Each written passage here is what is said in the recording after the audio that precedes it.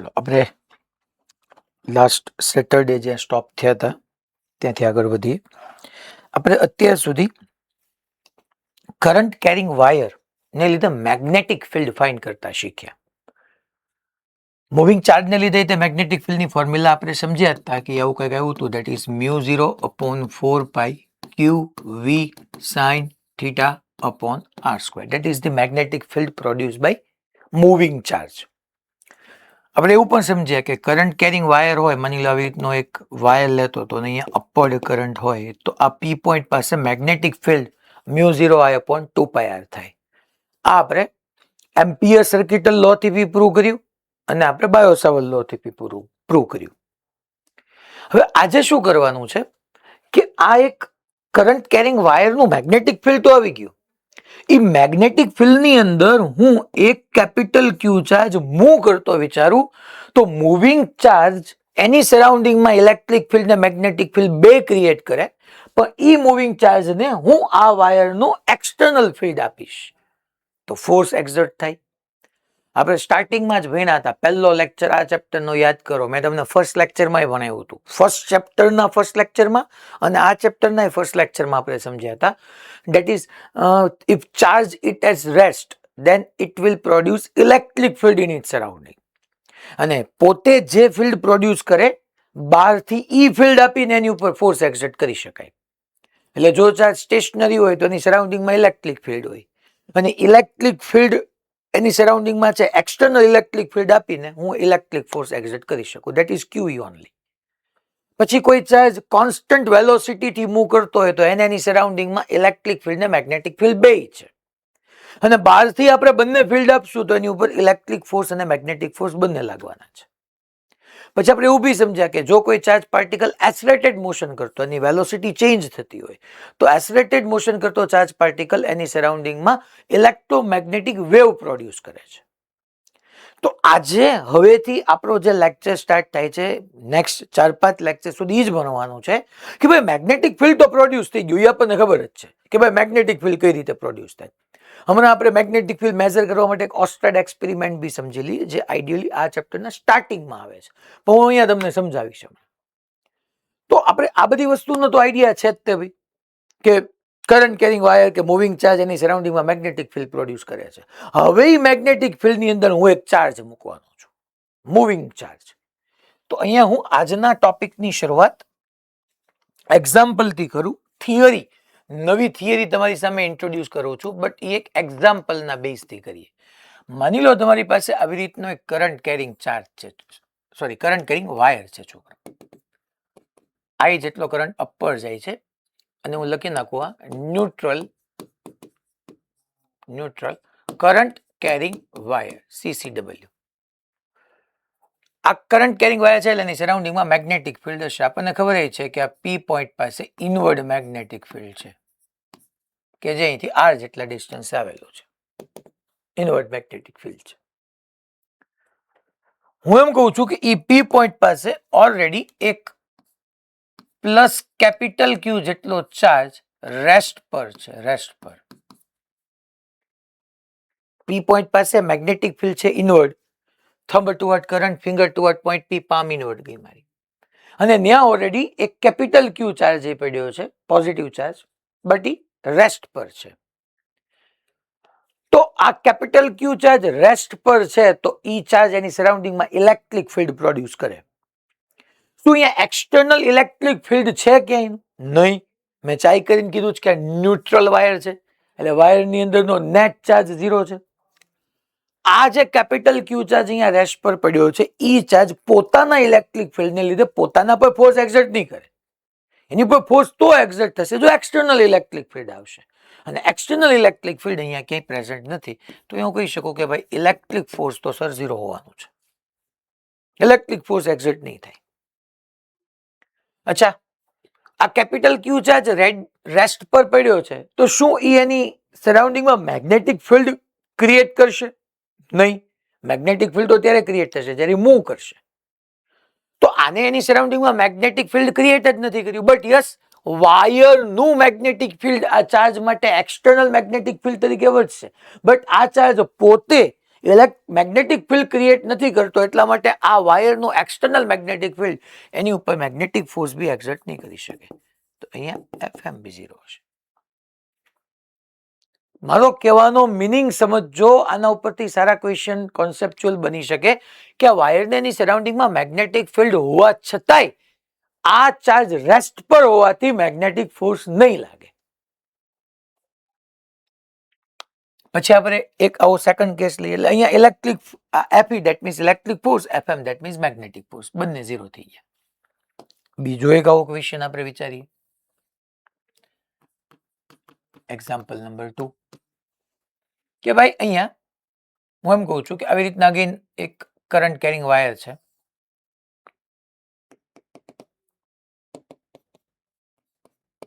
આઈ જેટલો current upward flow થાય છે. અહીંયા હું પી પોઈન્ટ લઈ લઉં છું. પી પોઈન્ટ પાસે તમને ખબર જ છે કે મેગ્નેટિક ફિલ્ડ પ્લેનને પરપેન્ડિક્યુલર ઇનવર્ટ જવાનું છે. બટ પી પોઈન્ટ સાથે પાછો એક ઓલો પ્લસ કેપિટલ ક્યુ ચાર્જ છે જ, અને પોતે વી વેલોસિટીથી હવે ટ્રાવેલ કરે છે. અચ્છા, આ વાયર જે છે છોકરાઓ તમારો એ again neutral current carrying wire જ છે. ન્યુટ્રલ કરંટ કેરિંગ વાયર જ છે.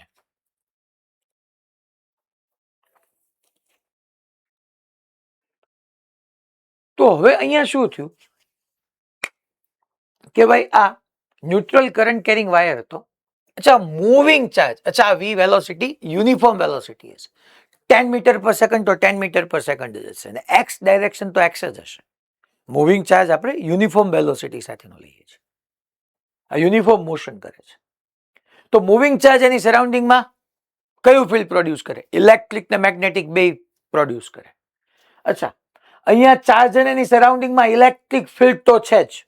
શું કે એક્સટર્નલ ઇલેક્ટ્રિક ફિલ્ડ છે કે જે એની ઉપર ઇલેક્ટ્રિક ફોર્સ એક્ઝર્ટ કરી શકે? ના રે ના. આ તો ન્યુટ્રલ વાયર કહી દીધું. તો ન્યુટ્રલ વાયર એની સરાઉન્ડિંગમાં નેટ ચાર્જ આનો 0, તો નેટ ફિલ્ડ 0. તો અહીંયા આ ચાર્જને એની સરાઉન્ડિંગમાં ઇલેક્ટ્રિક ફિલ્ડ હશે જ, બટ ફોર્સ લાખવા માટે જે એક્સટર્નલ ઇલેક્ટ્રિક ફિલ્ડ છે એ એબ્સન્ટ છે. તો અહીંયા હું કહી દઈશ કે એફ 0 હશે. ઇલેક્ટ્રિક ફોર્સ નહીં લાગે. હવે આ ચાર્જ મૂવ કરે છે સાથે સાથે, અહીંયા રેસ્ટ પર હતો, અહીંયા મૂવ કરે છે. અચ્છા, મૂવિંગ ચાર્જ એની સરાઉન્ડિંગમાં મેગ્નેટિક ફિલ્ડ ક્રિએટ કરશે, અને આ મૂવિંગ ચાર્જ તમારા કરંટ કેરિંગ વાયર ના મેગ્નેટિક ફિલ્ડમાં છે. તો કરંટ કેરિંગ વાયરનું મેગ્નેટિક ફિલ્ડ મૂવિંગ ચાર્જ માટે એક્સટર્નલ મેગ્નેટિક ફિલ્ડ તરીકે બિહેવ કરશે. તો અહીંયા મેગ્નેટિક ફોર્સ એક્ઝર્ટ થશે. ધેટ મીન્સ અહીંયા FM does not equal to 0 હશે. કેટલું હશે સર? એ તો આખો લેક્ચર છે. હવે અહીંથી ઈ તો આખો શરૂ થયું. મેં તો તમને કીધું કે અત્યાર સુધી મેગ્નેટિક ફિલ્ડ કોણ ક્રિએટ કરી, આખો 4-5 લેક્ચરો આપણે ભણ્યા. હવે wire current carrying wire magnetic field produce કરી, ખબર પડી ગઈ. તો એના મેગ્નેટિક ફિલ્ડમાં હવે મૂવિંગ ચાર્જ ને મૂકીએ તો ફોર્સ ની શું લાગે ને કેમ લાગે, એના વિશે આખું ચેપ્ટર કન્ટિન્યુ હવે આગળ વધારવાનું છે. માની લો એક ત્રીજી વાત હું તમને અહીંયા સમજાવું. એક્ઝામ્પલ નંબર 3 આપણે લઈએ કે ઓલરેડી આ એક તમારી પાસે પ્લસ ક્યુ ચાર્જ છે, ઈવી વેલોસિટી થી મૂવ કરે છે, અને E and B both are present. Magnetic field અને ઇલેક્ટ્રિક ફિલ્ડ બંને હાજર છે. E and B both are present. બે હાજર છે. તો સર અહીંયા શું થશે? તો હવે અહીંયા જોવા જઈએ ભાઈ કે બે ફિલ્ડ હાજર છે. તો પોઝિટિવ ચાર્જ છે એટલે એનું ઇલેક્ટ્રિક ફિલ્ડ હોય રેડિયલી આઉટવર્ડ્સ, અને એક્સટર્નલ ઇલેક્ટ્રિક ફિલ્ડ છે પાછું એક્સટર્નલ. અહીંયા આપણે લખી નાખશું external. E and B both are present. External electric field અને મેગ્નેટિક ફિલ્ડ છે. તો અહીંયા છોકરો આ પોઝિટિવ ચાર્જ છે તો એનું ઇલેક્ટ્રિક ફિલ્ડ રેડિયલી આઉટવર્ડ આવે, અને એક્સટર્નલ ઇલેક્ટ્રિક ફિલ્ડ છે એટલે અહીંયા ઇલેક્ટ્રિક ફોર્સ એક્ઝર્ટ થશે. તો Fe does not equal to 0 થશે. સાહેબ, ઇલેક્ટ્રિક ફોર્સ કેટલું એક્ઝર્ટ થશે? ફોર્મ્યુલા તમને ખબર જ છે, QE. અચ્છા, ચાર્જ મૂવ કરે તો એની સરાઉન્ડિંગમાં મેગ્નેટિક ફિલ્ડ હોય, અને ઓલરેડી પાછું એક્સટર્નલ મેગ્નેટિક ફિલ્ડ એ પ્રેઝન્ટ છે. તો અહીંયા મેગ્નેટિક ફોર્સ એ ડઝ નોટ ઇક્વલ ટુ 0 હશે. મેગ્નેટિક ફોર્સ બી હાજર હશે.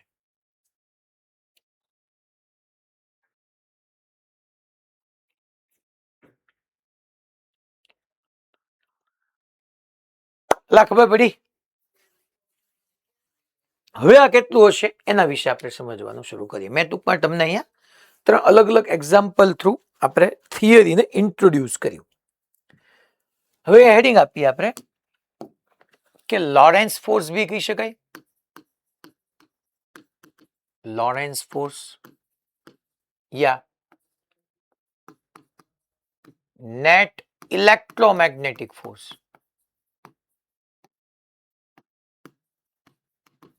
net electromagnetic force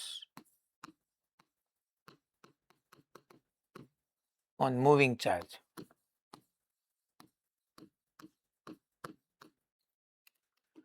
Lorentz force and net electromagnetic force on moving charge.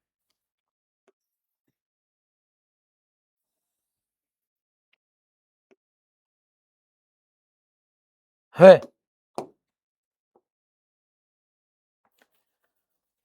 આપણે એક કામ કરીએ, આ એક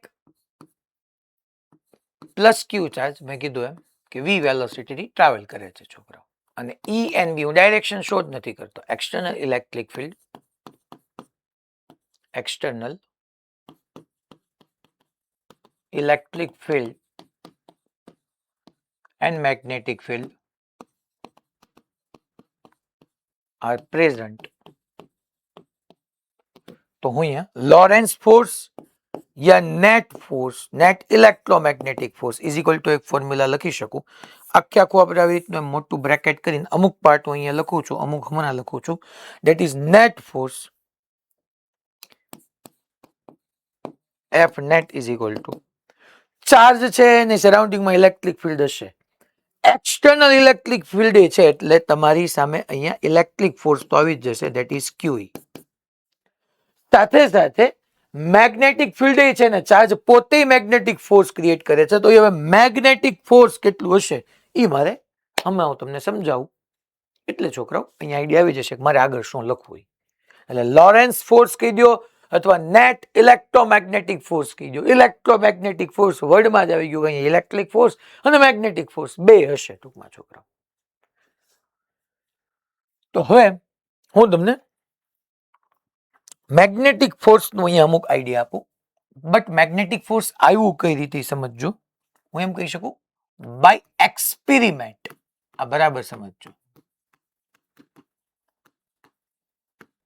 બાય એક્સપેરિમેન્ટ આપણને અમુક આઈડિયા આવ્યો પ્રયોગો પરથી. મેગ્નેટિક ફોર્સ જેમ ઇલેક્ટ્રિક ફોર્સ આપણને ફોર્મ્યુલા ખબર છે ક્યુ એ, મેગ્નેટિક ફોર્સની કંઈક ફોર્મ્યુલા હશે. સર એ ફોર્મ્યુલા કઈ રીતે ડિરાઈવ થઈ? એ ડિરાઈવ નથી થઈ, બાય એક્સપેરિમેન્ટ આવ્યું. એ લોકો આવી રીતના એક્સપેરિમેન્ટ કરતા ગયા. એને શું કર્યું કે પહેલા એને હોરિઝોન્ટલ ડાયરેક્શનમાં યુનિફોર્મ મેગ્નેટિક ફિલ્ડ લીધું. આવી રીતના હોરિઝોન્ટલ ડાયરેક્શનમાં યુનિફોર્મ મેગ્નેટિક ફિલ્ડ લીધું. હું કીધું છું કે આ બી વેક્ટર, બી એક્સટર્નલ મેગ્નેટિક ફિલ્ડ છે. અને એને એક આ કેપિટલ ક્યુ ચાર્જને વી વેલોસિટીથી, યુનિફોર્મ વેલોસિટીથી ટ્રાવેલ કરાવડાવ્યું એ જ ડાયરેક્શનમાં. તો આઈડિયા આવ્યો ભાઈ. કેપિટલ ક્યુ ચાર્જ હતો, વી વેલોસિટીથી ટ્રાવેલ કરતો હતો. તો ની આપણને ખબર પડી કે ભાઈ વી વેલોસિટીથી ટ્રાવેલ કરે છે તો એના ઉપર મેગ્નેટિક ફોર્સ લાગ્યું જ નહીં. ટૂંકમાં 10 મીટર પર સેકન્ડથી ટ્રાવેલ કરતો હતો. એક્સટર્નલ મેગ્નેટિક ફિલ્ડ હોવા છતાંય 10 મીટર પર સેકન્ડથી ટ્રાવેલ કર્યું. એટલે તો મૂંઝાના. તમે સમજો મૂવિંગ ચાર્જ છે, એની સરાઉન્ડિંગમાં મેગ્નેટિક ફિલ્ડ પ્રોડ્યુસ કરે. ઓલરેડી એક્સટર્નલ મેગ્નેટિક ફિલ્ડ છે, એને કોન્સ્ટન્ટ સ્પીડથી મૂવ કરાયો, કાંઈ ફોર્સ જ ન લાગ્યું. કેમ ખબર પડી કાંઈ ફોર્સ ન લાગ્યું? તો કે એની ડાયરેક્શન ચેન્જ ન થઈ, સ્પીડ ચેન્જ ન થઈ. ફોર્સ લાગે તો 10 મીટર પર સેકન્ડમાંથી કાં તો 11 થવું જોઈએ, કાં તો 9 થવું જોઈએ, 8 થાય, કાંઈક તો થાય ને. કાંઈ ડાયરેક્શન ચેન્જ થાય, કાંઈ ફેર જ ન પડ્યો. દેટ મીન્સ મેગ્નેટિક ફોર્સ ન લાગ્યું. તો બધા મૂંઝાના.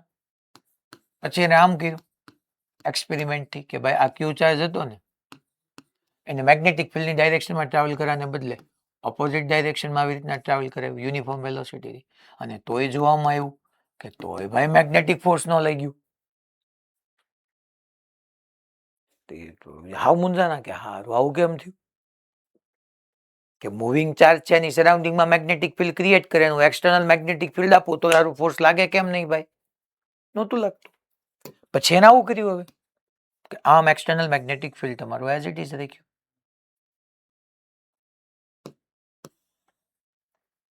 એક્સટર્નલ મેગ્નેટિક ફિલ્ડ હતું અને એને ચાર્જ ને આમ મૂવ કર્યો. આ કેપિટલ ક્યુ ચાર્જ હતો ને પ્લસ ચાર્જ, એને વી વેલોસિટી થી મેગ્નેટિક ફિલ્ડ સાથે થીટા એંગલે મૂવ કરાવડાવ્યું. પેલા પેરેલલ ગયો, જોયું કે લે ભાઈ આ તો હારું પેરેલલ જાય છે તો મેગ્નેટિક ફોર્સ લાગતો નથી. પછી તો કે ભાઈ એન્ટી પેરેલલ ગયો, એન્ટી પેરેલલમાં એને ચેક કર્યું કે ભાઈ મેગ્નેટિક ફોર્સ લાગતો નથી. પછી શું કર્યું તો કે પછી ભાઈ એને એવી રીતના થ્રો કર્યો કે જેથી કરીને થીટા એંગલ બનાવે. ત્યાં એને એવી ખબર પડી કે આ મેગ્નેટિક ફોર્સ છે ને, that magnetic force it is directly proportional to charge. પહેલા તો ત્યાં ફોર્સ લાગવાનું થયું, શરૂ થયું, થીટા એંગલે રાખ્યો ને તો એક્સપેરિમેન્ટલી ફોર્સ મળ્યો. અને ત્યાં એને ચેક કર્યું કે that magnetic force is directly proportional to charge. It is also directly proportional to velocity યા magnitude of speed. Charge Q ને બદલે 5q કર્યો તો ફોર્સ વધી ગયું. સ્પીડ 3 મીટર પર સેકન્ડ ને બદલે 30 મીટર પર સેકન્ડ કરી, સ્પીડ 10 ટાઈમ્સ કરી તો ફોર્સ 10 ટાઈમ્સ થઈ ગયું. એને જોયું કે એક્સટર્નલ મેગ્નેટિક ફિલ્ડ ઇન્ક્રીઝ કર્યું ને તોય મેગ્નેટિક ફોર્સ ઇન્ક્રીઝ થઈ ગયું. આ તમારું એક્સટર્નલ મેગ્નેટિક ફિલ્ડ 1 ટેસ્લામાંથી 10 ટેસ્લા કર્યું તો મેગ્નેટિક ફોર્સ 10 ટાઈમ્સ થઈ ગયું. એટલે ડાયરેક્ટલી પ્રોપોર્શનલમાં આવ્યું. અને પછી એને એની અનુભવવાનું કે that magnetic field also directly proportional two sine theta. કારણ કે જો ને અહીંયા થીટા 0 થતો તો અહીંયા થીટા 180 થતો હતો, એટલે ફોર્સ 0 આવતું હતું. અહીંયા થીટા 0 કે 180 નો થયો તો ફોર્સ મળ્યું. That means it is directly proportional two sine theta. That means કે આ બધાને આપણે કમ્બાઈન કરીએ તો અમને કહી શકીએ that magnetic force is directly proportional to q v sine theta અને B external. directly proportional to q v b external and sin theta. And if we remove this proportionality, હવે proportionality ને remove કરીએ એટલે આપણને ખબર પડી જાય છે કોન્સ્ટન્ટ, બટ કોન્સ્ટન્ટ ને આપણે અહીંયા નથી લખતા તો ફોર્મ્યુલા આવી ગઈ, that is q v b sin theta. Magnetic force ની ફોર્મ્યુલા આવી ગઈ તમારી પાસે. જેમ ઇલેક્ટ્રિક ફોર્સ જે એક્ઝર્ટ થતું હતું that is QE, same way magnetic force જે exert થયું that is QVB sin theta.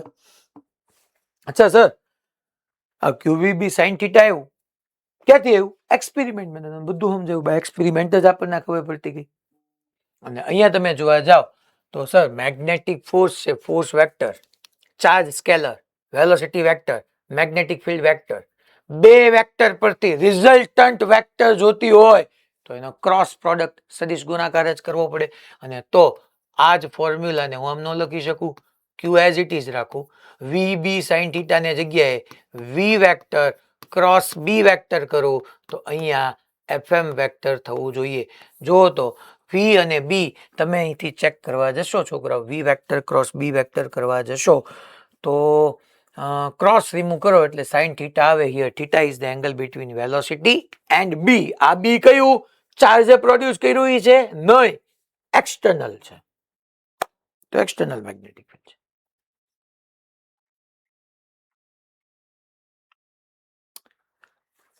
A ready? ખબર પડે બધાને? તો અહીંયા ક્યુ વી vector cross B vector. Sir તો પછી મેગ્નેટિક ફોર્સ ની ડાયરેક્શન કેમ નક્કી કરશું? એક તો રાઈટ હેન્ડ થંબ રૂલ તમારી પાસે છે જ. તમારી રાઈટ હેન્ડ ની ફિંગર્સ ને ફર્સ્ટ વેક્ટર થી સેકન્ડ વેક્ટર કલ કરો. હાલો, ફર્સ્ટ વેક્ટર થી સેકન્ડ વેક્ટર કલ કરો. વી છે ને બી છે, વી ક્રોસ બી કરીએ. સર આ વી ક્રોસ બી આમ કેમ ન કર્યું? મેં કીધું તું કે તમારી રાઈટ હેન્ડ ની ફિંગર્સ ને એવી રીતના કલ કરવાનું કે બંને વચ્ચેનો એંગલ જે છે એ લેસ ધેન 180 ડિગ્રી થાય. તો વી ક્રોસ બી, થંબ ક્યાં ગયો? ઇનવર્ડ. તો અહીંયા મેગ્નેટિક ફોર્સ ઇનવર્ડ આવવું જોઈએ.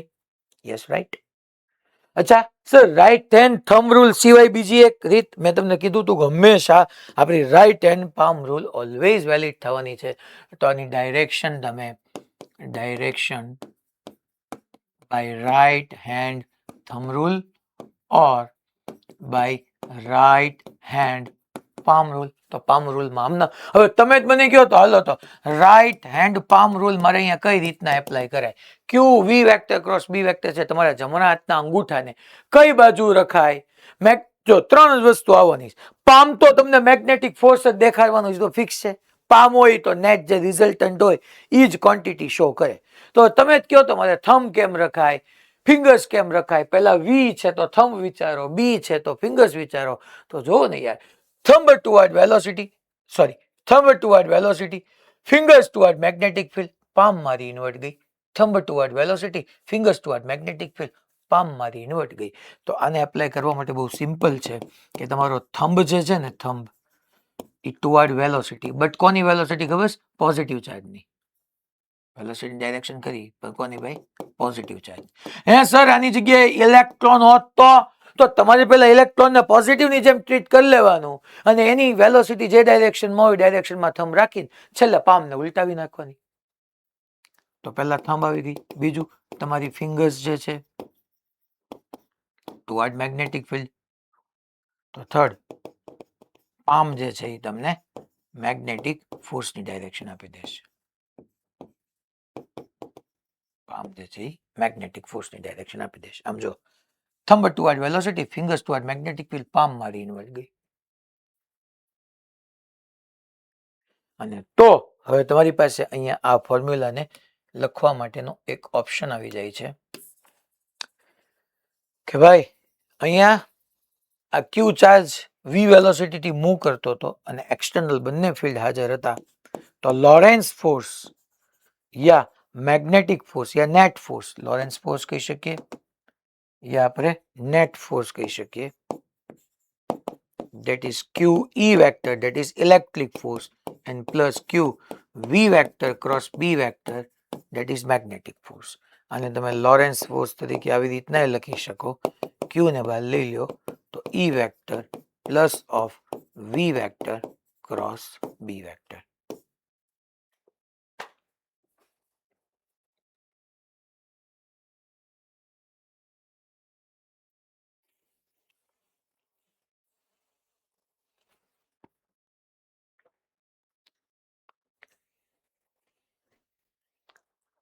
હવે એક ઇમ્પોર્ટન્ટ આપણે ડિસ્કશન કરીએ, નોટ જેવું બનાવીએ. ટૂંકમાં નેક્સ્ટ આખી સ્લાઇડ છે ને એ ટૂંકમાં તમને હવે બાકી રહેલા ચેપ્ટરને સમજવામાં ખૂબ હેલ્પ કરશે. કોન્સેપ્ટ જ છે આખે આખો. તો આ તમારી પાસે આના બેઝ હમણાં હું તમને એક બે ક્વેશ્ચન કરાવડાવું, પણ પહેલા આપણે હા ભાઈ, હા રાજકોટ ગુરુકુળ, બોલ બેટા.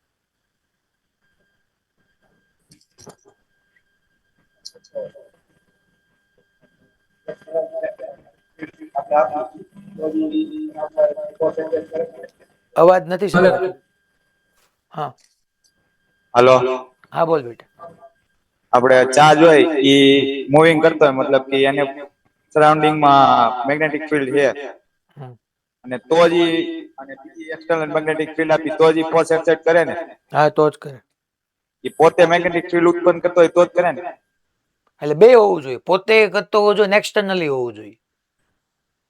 ઓકે, જો ને અહીંયા બેટા બી એક્સટર્નલ રાખ્યું જ છે, જો ને, એટલે હું બી એક્સટર્નલ એવું લખું છું કે આ ચાર્જ નો પોતાનો હશે અને બી એક્સટર્નલ હશે તો મેગ્નેટિક ફોર્સ એક્ઝિટ થશે. ચલો હવે એક આપણે ઇમ્પોર્ટન્ટ નોટ, ખૂબ કામની છે તમારી માટે. હું એક વખત હવે ઇલેક્ટ્રિક ફોર્સ ને તો ડ્રોપ કરી દઉં, કારણ કે એ તો આપણને ખબર જ છે કે ભાઈ electric force F is equal two QE થાય, આપણે ભણી ગયા છીએ. તો હું અહીંયા આમ લખું કે આપણે આવું સમજ્યા, that is magnetic force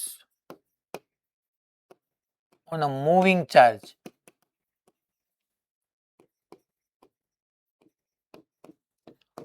Fm vector is equal to vectorial ને લખવા જઈએ તો Fm vector is equal to Q times, या small q કહી દો, V vector cross B vector.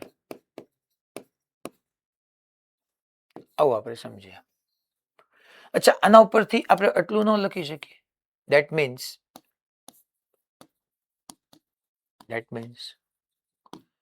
જો તો છોકરો આ કેસની અંદર અચ્છા, એનો એ કેસ હું અહીંયા ફરીથી એક વખત તમારી સામે ડ્રો કરી નાખું. તમારી પાસે સ્પેસ હોય તો તમે બીજી જગ્યાએ ડ્રો કરી શકો છો. આપણે અહીંયા આવું સમજ્યા કે આ તમારું એક્સટર્નલ મેગ્નેટિક ફિલ્ડ છે.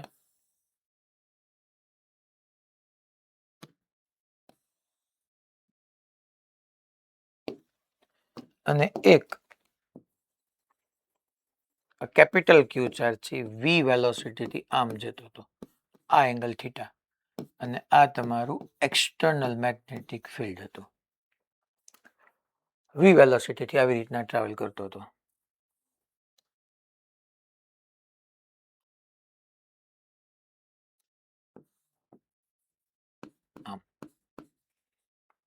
વી અને બી વચ્ચેનો એંગલ થીટા છે તમારો, વી અને બી વચ્ચેનો. ઓકે, તો અહીંયા આપણે thumb toward velocity, fingers toward magnetic field, palm મારી ઇનવર્ટ ગઈ તો એમનો કહ્યું કે અહીંયા મેગ્નેટિક ફોર્સની જે ડાયરેક્શન આવી છોકરાઓ એ ઇનવર્ડ આવી.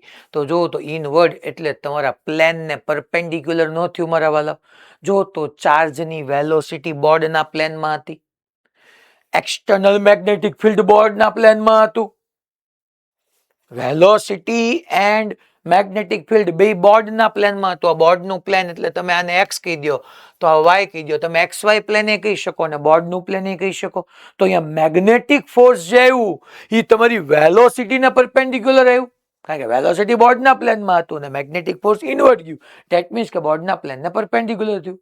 અને આપણને ખબર છે ને, જે આવી રીતના બે વેક્ટર ક્વોન્ટિટીઓની ક્રોસ પ્રોડક્ટથી રિઝલ્ટન્ટ જે ફિઝિકલ ક્વોન્ટિટી મળતી હોય એની ડાયરેક્શન એટલે FM vector, it is perpendicular to V, it is perpendicular to B, and it is also perpendicular to that plane which contain V and B. તો આના પરથી ન લખી શકો છોકરો that FM vector is perpendicular to velocity, then magnetic force is also perpendicular to external magnetic field, and that magnetic force is also perpendicular to plane which contain magnetic field and velocity.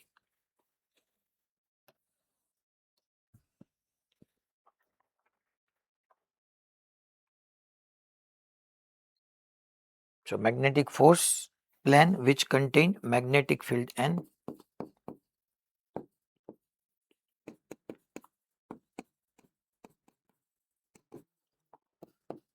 V vector and B vector. Sir આનાથી હું એમ છે, આનાથી આપણે ઘણું બધું સારી વસ્તુનો idea આવ્યો. એક જો ને પ્લેન વી અને બી જે પ્લેનમાં છે મેગ્નેટિક ફોર્સ એને પરપેન્ડિક્યુલર થયો. આના ઉપરથી હું તમને એમ ન કહી શકું છોકરાઓ એનો મીનિંગ. ધેટ મીન્સ હું આવું લખું, work done by magnetic field યા મેગ્નેટિક ફોર્સ, આપણે આવું હેડિંગ આપીએ વર્ક ડન નું, તો W is equal to work done by magnetic field. W is equal to, તમારી પાસે ફોર્મ્યુલા આવ્યો નતો છોકરો, F vector dot D vector. અચ્છા, work done by magnetic field હશે તો ફોર્સ કયું આવશે? મેગ્નેટિક ફોર્સ આવશે. સર તમે આજ કેમ યુઝ કર્યું? કેમ તમે integration F dot D, constant force હોય તો F ડોટ D આવે, વેરિયેબલ ફોર્સ હોય તો ઇન્ટિગ્રેશન F ડોટ DR આવે, નો પ્રોબ્લેમ. અચ્છા, W is equal to FM dot D. D એટલે છોકરો ડિસ્પ્લેસમેન્ટ, સ્થાનાંતર. મેં ભણાવ્યું હતું યાર, velocity is equal two displacement upon time થાય. તો જે ડાયરેક્શન તમારા ડિસ્પ્લેસમેન્ટની હોય એ ડાયરેક્શન વેલોસિટીની ન હોય. V and D both are in same direction. કારણ કે બે આમાં વેક્ટર ક્વોન્ટિટી જ છે. તો અહીંયા એમ ન લખી શકું છોકરાઓ કે ઇફ, અહીંયા આપણે એવું કહી શકીએ કે if Fm vector is perpendicular to velocity, that shows Fm vector is also perpendicular to displacement. કારણ કે વેલોસિટી અને ડિસ્પ્લેસમેન્ટ બે સેમ ડાયરેક્શનમાં જ હોય. જો તમારું મેગ્નેટિક ફોર્સ વેલોસિટીને પરપેન્ડિક્યુલર હોય તો મેગ્નેટિક ફોર્સ ડિસ્પ્લેસમેન્ટને પરપેન્ડિક્યુલર જ હોવાનું, because of velocity and displacement both are in same direction. And if your magnetic force and displacement are perpendicular to each other, તો આપણે આને હજી આવી રીતના મોડિફાઈ ન કરી શકીએ. That is W is equal two Fm into D into cos theta, where theta is the angle between magnetic force and displacement, that is pi by 2. And we know that cos pi by 2 is 0. That means work done by magnetic force 0 થાય છે. Magnetic force કે magnetic field કોઈ charge particle પર work નહીં કરે. અને work means what મેં સમજાવ્યું હતું, યાદ કરો. મેં તમને વર્કની મિનિંગ રોટેશનલ મોશન બનાવતો હતો, સર્ક્યુલર મોશન, પછી એક વખત મેં તમને ગ્રેવિટેશનમાં વર્કનો મિનિંગ સમજાવ્યો હતો, ફોર્મ્યુલા નહીં. કોઈને યાદ છે? યાદ હોય આંગળી ઊંચી કરીને જવાબ આપે. વર્ક મીન્સ વોટ, હું બોલેલો છું આવું. વર્કનો મિનિંગ, ફોર્મ્યુલા નહીં. એ તો મેં લખી જ નાખી છે, F vector dot D vector. Work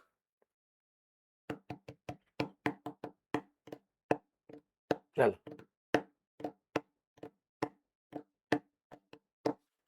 પેલા એ બોલેલો છું એક વખત, આમ તો 2-3 વખત. હા બેન, જુનાગઢમાં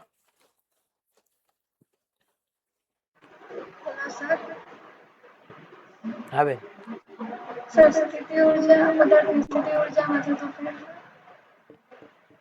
ના એવું નહીં, એક્ઝેક્ટલી નહીં, અલગ કીધું હતું.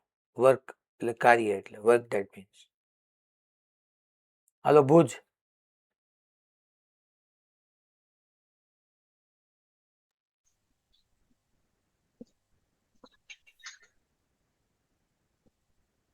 કોઈ કઈ જવાબ આપો.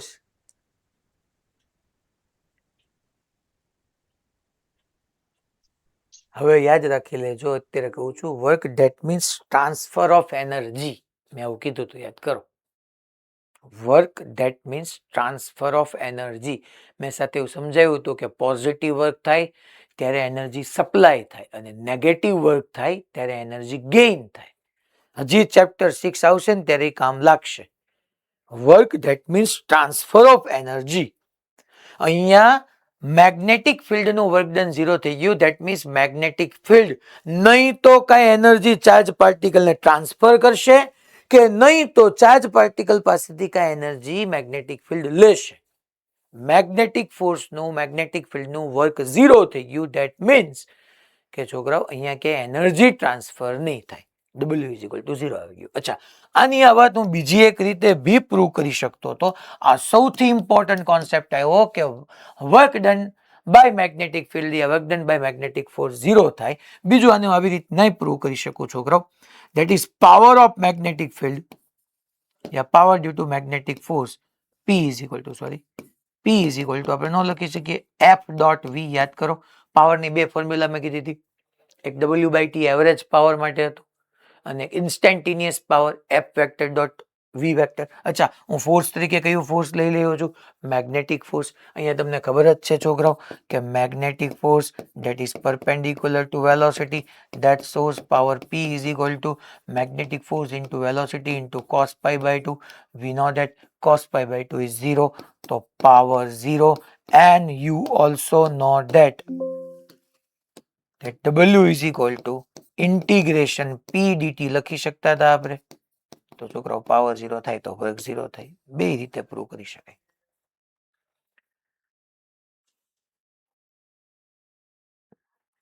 તો અહીંયા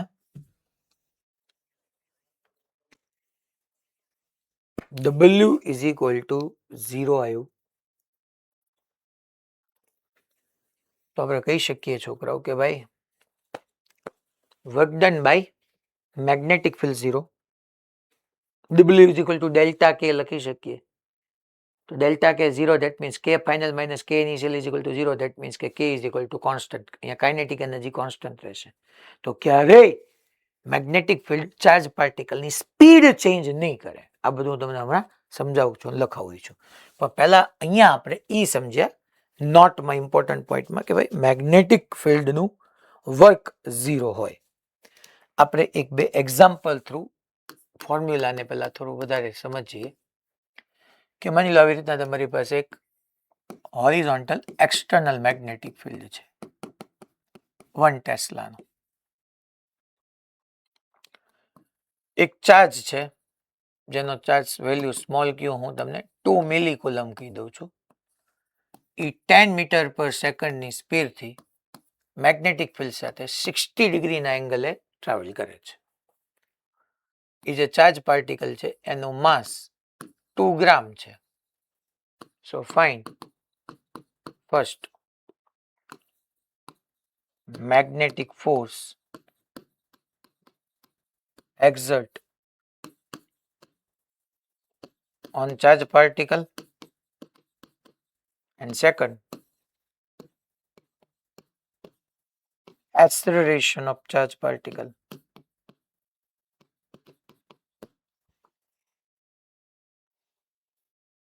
and acceleration of charge particle. ચાલો સોલ્યુશન જોઈએ. પહેલા મેગ્નેટિક ફોર્સ કહે છે તો મેગ્નેટિક ફોર્સ માટે યાર F M is equal to આપણી પાસે ફોર્મ્યુલા છે ક્યુ વી વેક્ટર ક્રોસ બી વેક્ટર. તો અહીંયા મને ઓલરેડી એંગલ આપ્યો છે તો મારે q v B sine theta use કરી નખાય. યસ. અચ્છા ચાર્જ કેટલો છે ક્યુ કેટલો તો કે 2 મિલી એટલે 2 ઇન્ટુ 10⁻³ થઈ ગયું. વી કેટલો વી તો કે ભાઈ 10. બી કેટલું તો કે 1 ટેસ્લા. મેં કીધું હતું કે મેગ્નેટિક ફિલ્ડનો ટેસ્લા યુનિટ છે લાર્જ યુનિટ છે અને થીટાની જગ્યાએ હું લખી નાખું sin 60 that is √3/2. તો છોકરાઓ અહીંયા તમારી પાસે આન્સર આવી જશે 2/√3 સોરી sin 60 √3/2 થશે. √3/2 તો 2 2 ગયા એટલે √3 into 10⁻² newton magnetic force exact થયું. અચ્છા એક્સલરેશન જોઈએ છે નો પ્રોબ્લેમ ચિંતા હું કામ કરવાની એમાં. Acceleration is equal to magnetic force upon mass F is equal to M પરથી આ કેટલું છે તો કે √3 into 10⁻² newton upon mass that is 2 gram that means 2 into 10⁻³ kg. So acceleration અહીંથી તમારી પાસે આવી જશે √3/2 into 10 meter per second square. Simplify કરી નાખવાનું 1.73 into 10 કરો એટલે 17.3/2 17.3/2 હજી સિમ્પ્લિફાય કરવું હોય કરવાનું. આ સોલ્યુશન આવી ગયું. That's it.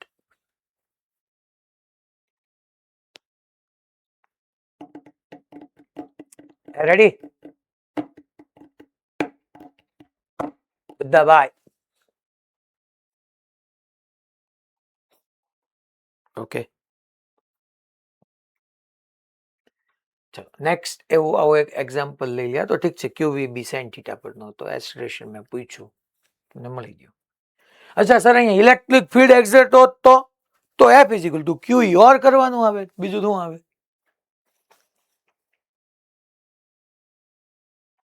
એક્ઝામ્પલ નંબર 2 લો. હવે આ નેક્સ્ટ જે એક્ઝામ્પલ આવ્યો નંબર નથી આપતા. માની લો આમાં તમારું magnetic field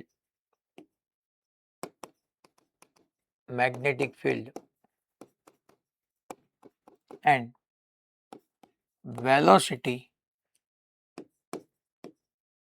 of charge Q is equal to -10 microcoulomb. Magnetic field and velocity of charge particle of charge Q is equal to -10 microcoulomb is magnetic field પહેલા આવી રીતના છે 2I caret -3J caret plus 4K caret Tesla and velocity જે છે that is 1I caret plus 4J caret plus 7K caret meter per second. ટૂંકમાં એક charge છે -10 માઇક્રોકુલમનો ઈ travel કરે છે magnetic field and velocity of charge particle. અચ્છા અહીંયા એક લખી નાખજો external magnetic field and velocity of charge q is equal to 10 raised to minus 10 microcoulomb is. તો એક્સટર્નલ મેગ્નેટિક ફિલ્ડ આવી ગયું, ચાર્જ પાર્ટિકલની વેલોસિટી આવી ગઈ, મૂવિંગ ચાર્જ એની સરાઉન્ડિંગમાં મેગ્નેટિક ફિલ્ડ ક્રિએટ કરે અને એક્સટર્નલ મેગ્નેટિક ફિલ્ડ છે એટલે મેગ્નેટિક ફોર્સ એક્ઝર્ટ થવાનું. Is this fine? Magnetic force exert on it. Fine. Magnetic force exert on it. તો અહીંયા તમારે સમજી લેવાનું કે યાર, અચ્છા એક્સેલરેશન એ પૂછી લઈએ પછી second. If mass of charge particle, if mass of charge particle is 5 gram, then find its acceleration. તો પહેલા તો એ મેગ્નેટિક ફોર્સ ફાઇન્ડ કરવાનું કીધું, તો આપણને ખબર જ છે કે મેગ્નેટિક ફોર્સની ફોર્મ્યુલા થાય Q V vector cross B vector. તો Fm is equal to Q કેટલો છે -10. તો અહીંયા માઇનસ ને ધ્યાનમાં લેવાનું. હું તો +10 માઇક્રોકુલમ મૂકું તો ચાલે, પણ તારે ફોર્સમાં આગળ માઇનસ કરવું પડશે કારણ કે મેગ્નેટિક ફોર્સ વેક્ટર ક્વોન્ટિટી છે. તો Fm vector is equal two -10 micro એટલે 10 રેઝ ટુ -6. V વેક્ટરની જગ્યાએ શું મૂકવાનું? તો કે 1i caret plus 4j caret plus 7k caret cross B ની જગ્યાએ શું મૂકવાનું? 2i caret -3j caret plus 4k caret. હવે અહીંથી છોકરાઓ તમારી ચોઈસ છે. V vector cross B vector matrix થી બી કરી શકો ને સીધે સીધું કરી શકો. જેમ કે I ક્રોસ I 0 થાય, I ક્રોસ J K થાય, I cross K minus J થાય, J cross I minus K થાય, J ક્રોસ J 0 થાય, J ક્રોસ K I થાય. તો આવી રીતના તમને બધાનો દરેકનું 3 સામે મલ્ટીપ્લાય ક્રોસ પ્રોડક્ટ કરતા જાઓ.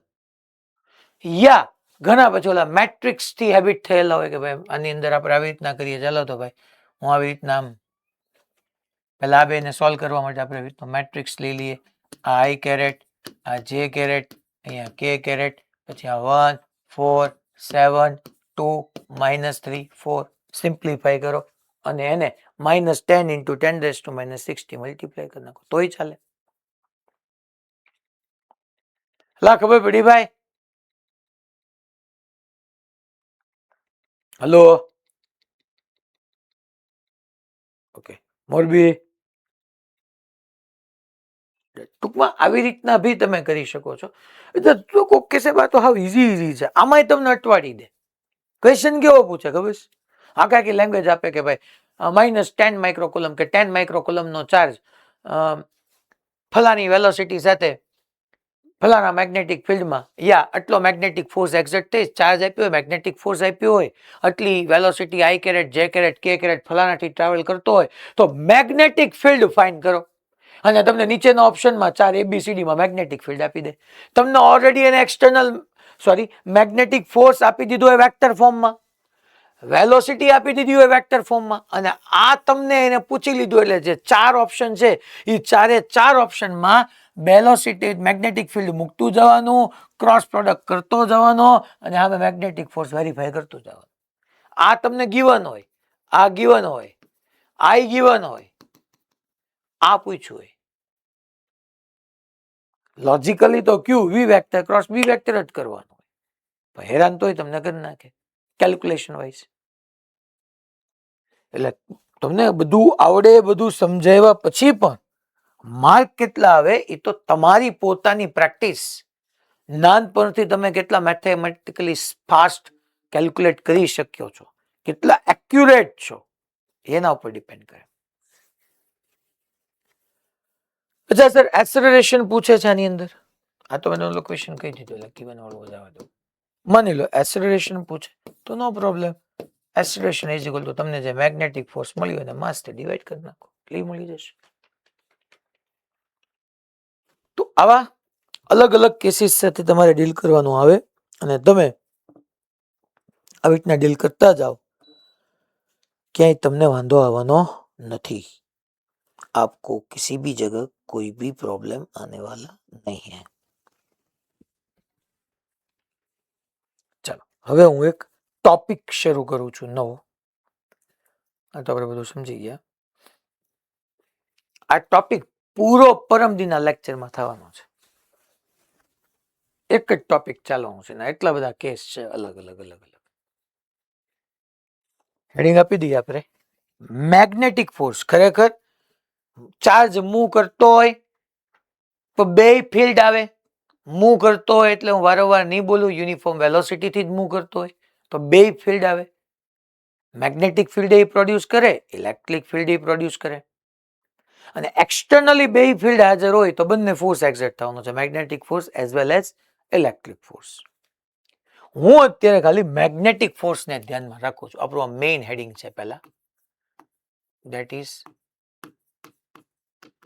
magnetic force on moving charge.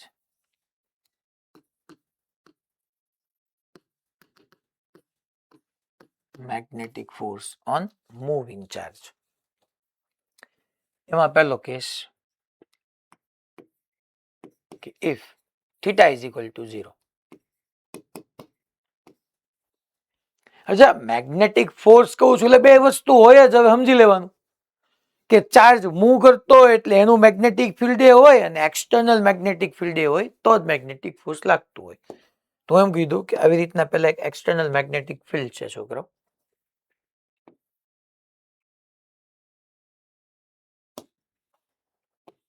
External magnetic field છે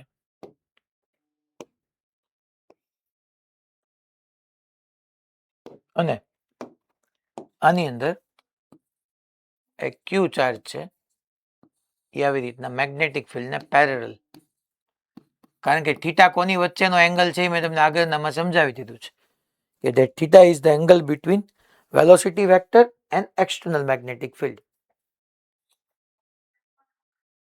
તો અહીંયા છોકરાઓ આની ઉપર મેગ્નેટિક ફોર્સ 0 થઈ જવાનું છે. અચ્છા એમ નહીં, મેગ્નેટિક ફોર્સ 0 થઈ જશે એટલે આ પાર્ટિકલ સ્ટેશનરી થઈ જશે ને. મેગ્નેટિક ફોર્સ 0 થાય એટલે પાર્ટિકલ ઉભો રહી જશે ને? ના ના, એ જે વેલોસિટી થી ટ્રાવેલ કરતો તો એ વેલોસિટી થી ટ્રાવેલ કરી જશે. ટૂંકમાં ખબર જ નહીં પડે. એક્સટર્નલ મેગ્નેટિક ફિલ્ડ હોવા છતાંય આ ચાર્જ પાર્ટિકલ લેટ્સ એઝ્યુમ કે 10 મીટર પર સેકન્ડ થી ટ્રાવેલ કરતો હતો તો એ 10 મીટર પર સેકન્ડ થી ટ્રાવેલ કરશે. તો અહીંયા લખી નાખો, it will travel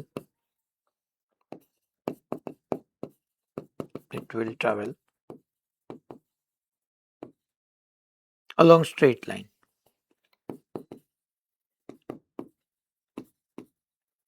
along straight path અથવા straight line. સર એ સ્ટેશનરી હોત તો મેગ્નેટિક ફોર્સ જ ન આવે. સ્ટેશનરી ચાર્જ પાર્ટિકલ હોય તો એની સરાઉન્ડિંગ હોય મેગ્નેટિક ફિલ્ડ ક્રિએટ જ ન કરે તો એક્સટર્નલ મેગ્નેટિક ફિલ્ડ આપી મેગ્નેટિક ફોર્સ એક્ઝર્ટ કેમ કરાવવાના ભાઈ?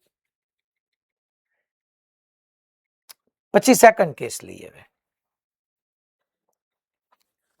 સેકન્ડ કેસમાં હું થીટા 90 ડિગ્રી રાખવાનો છું. સેકન્ડ કેસ કહી દઉં કે theta is equal to 90 degree છે. કોની વચ્ચેના થીટાની વાત આવવાની છે? મેગ્નેટિક ફોર્સ અને મેગ્નેટિક તમારું એક્સટર્નલ મેગ્નેટિક ફિલ્ડ અને વેલોસિટી. હવે અહીંયા આવી રીતના શો કરો છોકરો. આ તમારું ઇનવર્ડ યુનિફોર્મ મેગ્નેટિક ફિલ્ડ છે.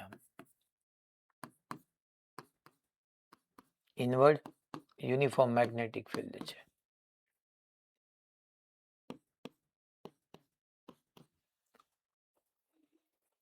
બી કહું તો અમારે કહી શકાય કે ઇનવર્ડ યુનિફોર્મ. સાહેબ તમે ઘડીક વાર આમ હોરિઝોન્ટલ મેગ્નેટિક ફિલ્ડ રાખો છો, ઘડીક વાર આમ ઇનવર્ડ રાખો છો, એટલે અમારે સમજવાનું હું યુ આર રાઈટ. હું તમને સમજાવું ઈઝી પડે અને તમારું સમજવું પણ ઈઝી પડે એટલા માટે આવી રીતના શો કરું. જો તમને દેખાડું, પહેલા અહીંયા આવી રીતના આ તમારા મેગ્નેટિક ફિલ્ડની બાઉન્ડ્રી છે. આવી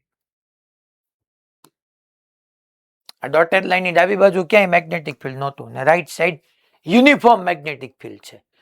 પ્રેક્ટિકલી આવી રીતના કોઈ પોસિબલ જ ન બને. પ્રેક્ટિકલી થોડું એવું શક્ય બને કે અહીંયા સુધી મેગ્નેટિક ફિલ્ડ 0 સડનલી યુનિફોર્મ આવી જાય.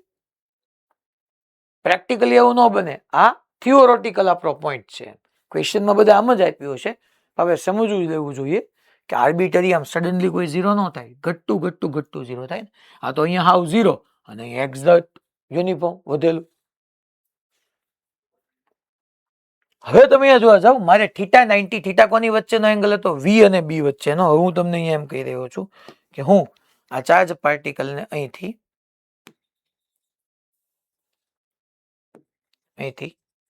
આ સ્મોલ ક્યુ ચાર્જ પાર્ટિકલને v વેલોસિટી સાથે તમારા યુનિફોર્મ મેગ્નેટિક ફિલ્ડને પરપેન્ડિક્યુલર એન્ટર કરી રહ્યો છું. જો મેગ્નેટિક ફિલ્ડ ઇનવર્ડ છે એટલે મેગ્નેટિક ફિલ્ડ z માં છે અને તમારા ચાર્જ પાર્ટિકલની વેલોસિટી x માં છે. એટલે સર ઓલું તમે પાછળનું જ મેગ્નેટિક ફિલ્ડ રાખ્યું હોત તો માની લો છોકરાઓ, આ તમારું પાછળના કેસમાં મેં આમ મેગ્નેટિક ફિલ્ડ શો કર્યું હતું. જો તમે આમ છે, x માં મેગ્નેટિક ફિલ્ડ હતું. and if we enter charge perpendicular to this magnetic field, તો તમને પરપેન્ડિક્યુલર મારે શો કઈ રીતે કરવું? પણ આ માની લો મેગ્નેટિક ફિલ્ડ x માં લઈ લઉં તો જોવો તો વેલોસિટી મારે આમ લેવું પડે ને, તો તમને સમજવામાં વિઝ્યુલાઇઝ કરવામાં ટફ પડે. That's why here we are taking magnetic field inward which is perpendicular to this plane and velocity is in x direction. So x and z are perpendicular to each other. એટલે મને આ રીતના uniform magnetic field લેવામાં કાંઈ problem હતો નહીં, પણ તમને સમજાય એટલા માટે મેં આવી રીતના લીધું છે. એટલે જોજો જરાક. નહીંતર હું ઘણા એટલું બધું ક્રેમ કરવામાં આવ્યા છે ને કે મેગ્નેટિક ફિલ્ડ આમ ને પછી આમ ને. અરે θ90 હોવો જોઈએ V અને B વચ્ચેનો. That's it. હવે અહીંયા તમારો ચાર્જ પાર્ટિકલ આવ્યો. ચાલો અહીંયા પર એની પાસે વેલોસિટી V છે.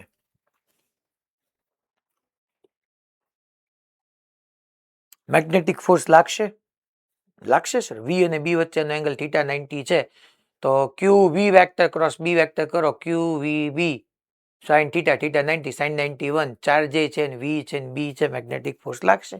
યસ. તો કઈ ડાયરેક્શનમાં લાગશે? આપણે ભણી ગયા હતા કે મેગ્નેટિક ફોર્સની ડાયરેક્શન જોતી હોય right hand palm rule. Thumb toward velocity, fingers toward magnetic field. Palm મારી ક્યાં ગઈ? ઉપર. તો આ ચાર્જ પાર્ટિકલ પર જે મેગ્નેટિક ફોર્સ લાગવાનું છે એ આ ડાયરેક્શનમાં અહીંયા પહોંચ્યો ત્યારે મેગ્નેટિક ફોર્સ આમ મારું જવાનું છે ઉપર તરફ.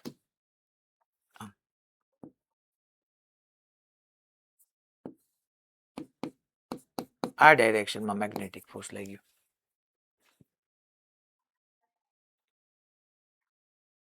હવે આપણે સર્ક્યુલર મોશન ભણ્યા હતા થોડું ઘણું, યાદ છે? તમને મેં ઘણું બધું ભણાવેલું હતું. તમને ભણાવ્યું જ છે એટલે યાદ હોવું જ પડે. નો યાદ હોય દેટ મીન્સ કે એ દિવસ પછી તમે કોઈ દી વાંચ્યું જ નથી તો એમાં કઈ તમારો કોઈ દી ઉદ્ધાર થવાનો નથી, કેમ કે રોજ નવું હાલતું જાય. જેનું રિવાઇઝ કરવું હોય એની ડ્યુટી તો તમારી હોય. અમારી એની ટેસ્ટ એરેન્જ કરવાની આવે વાયર ટેસ્ટ. અમે એને તમે રિકોલ કરાવતા રહેતા હોય. તો અહીંયા જ્યારે મેં તમને સમજાવ્યું હતું કે જ્યારે ફોર્સ વેલોસિટીને પરપેન્ડિક્યુલર ડાયરેક્શનમાં હોય ત્યારે શું ચેન્જ થાય મેં તમને ભણાવ્યું હતું. જ્યારે ફોર્સ વેલોસિટીને પરપેન્ડિક્યુલર ડાયરેક્શનમાં હોય ત્યારે ફોર્સ તો છે, હા છે. ફોર્સ લાગે એટલે એસેલરેશન આવે. Acceleration that means change in velocity થવા. મેં તમને સમજાવ્યું હતું. ચાલો હાલો, ઘણી બધી જગ્યાએથી હાથ ઊંચા થવા માંડ્યા છે. યાદ હોવું જ પડે યાર આપણને. બેઝ છે, આ તો ફંડામેન્ટલ છે. આ ના યાદ હોય એમ થોડું ચાલે.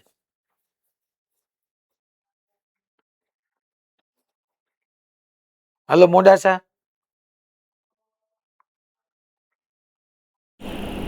સર પાર્ટિકલ સર્ક્યુલર મોશન કરે. કયું? યુનિફોર્મ સર્ક્યુલર કે નોન યુનિફોર્મ સર્ક્યુલર? એમાં બે ટાઈપ પેન આતા હૈ, યુનિફોર્મ ને નોન યુનિફોર્મ.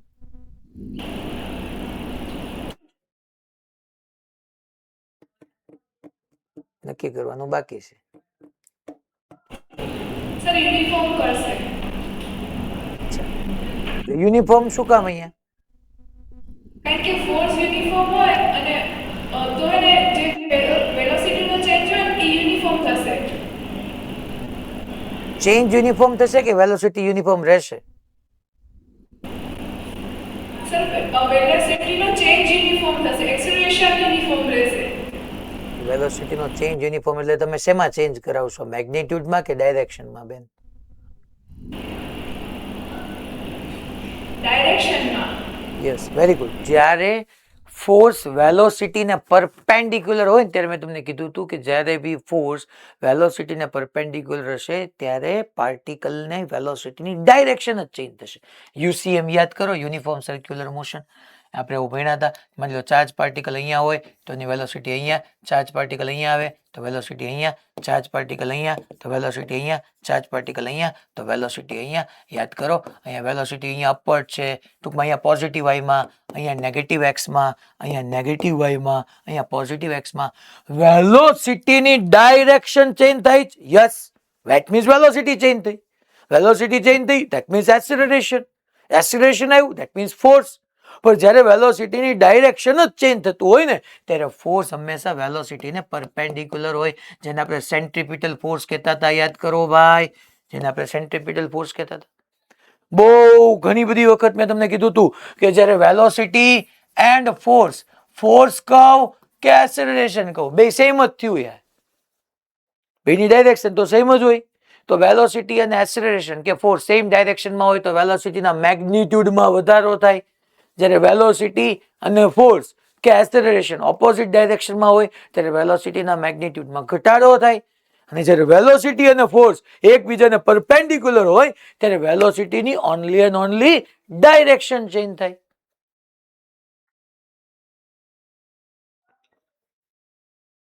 તો અહીંયા વેલોસિટીની ડાયરેક્શન જ ચેન્જ થશે. અચ્છા, એટલે ધેટ મીન્સ કે અહીંયા velocity magnitude wise, if magnitude wise that is 10 metre per second અહીંયા હશે તો અહીંયા ઈ 10 મીટર પર સેકન્ડ જ હશે, અહીંયા ઈ 10 મીટર પર સેકન્ડ જ હશે અને અહીંયા ઈ 10 મીટર પર સેકન્ડ જ હશે. Speed remain same, magnitude of velocity remains same.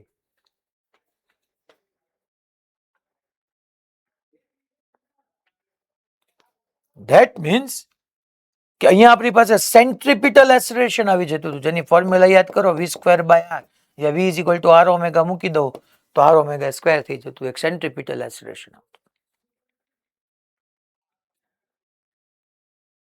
એટલે મેં શું કીધું ખબર પડી કે અહીંયા તમારું ફોર્સ વેલોસિટીની ડાયરેક્શનને પરપેન્ડિક્યુલર લાગશે.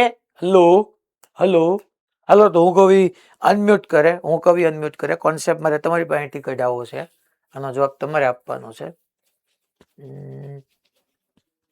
હાલ તો જામનગર હરિયાભાઈ અનમ્યુટ કર. હા સર.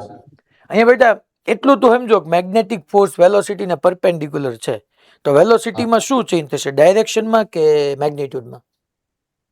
ડાયરેક્શન ઓકે, એટલે સ્પીડ કેવી રહેશે? કોન્સ્ટન્ટ. એટલે અહીંયા માની લો 5 મીટર પર સેકન્ડ એન્ટર થયું તો આખા મેગ્નેટિક ફિલ્ડમાં સ્પીડ કેટલી રહેશે? 5 metre per second. Speed same રહેવું એટલે કાઇનેટિક એનર્જી કેવી રહેશે? સેમ. કાઇનેટિક એનર્જી ફોર્મ્યુલા શું થાય? Half M square. Mass same, speed same. अच्छा, kinetic energy vector, quantity, scalar?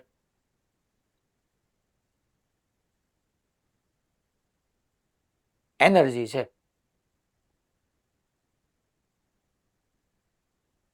Vector કે સ્કેલર?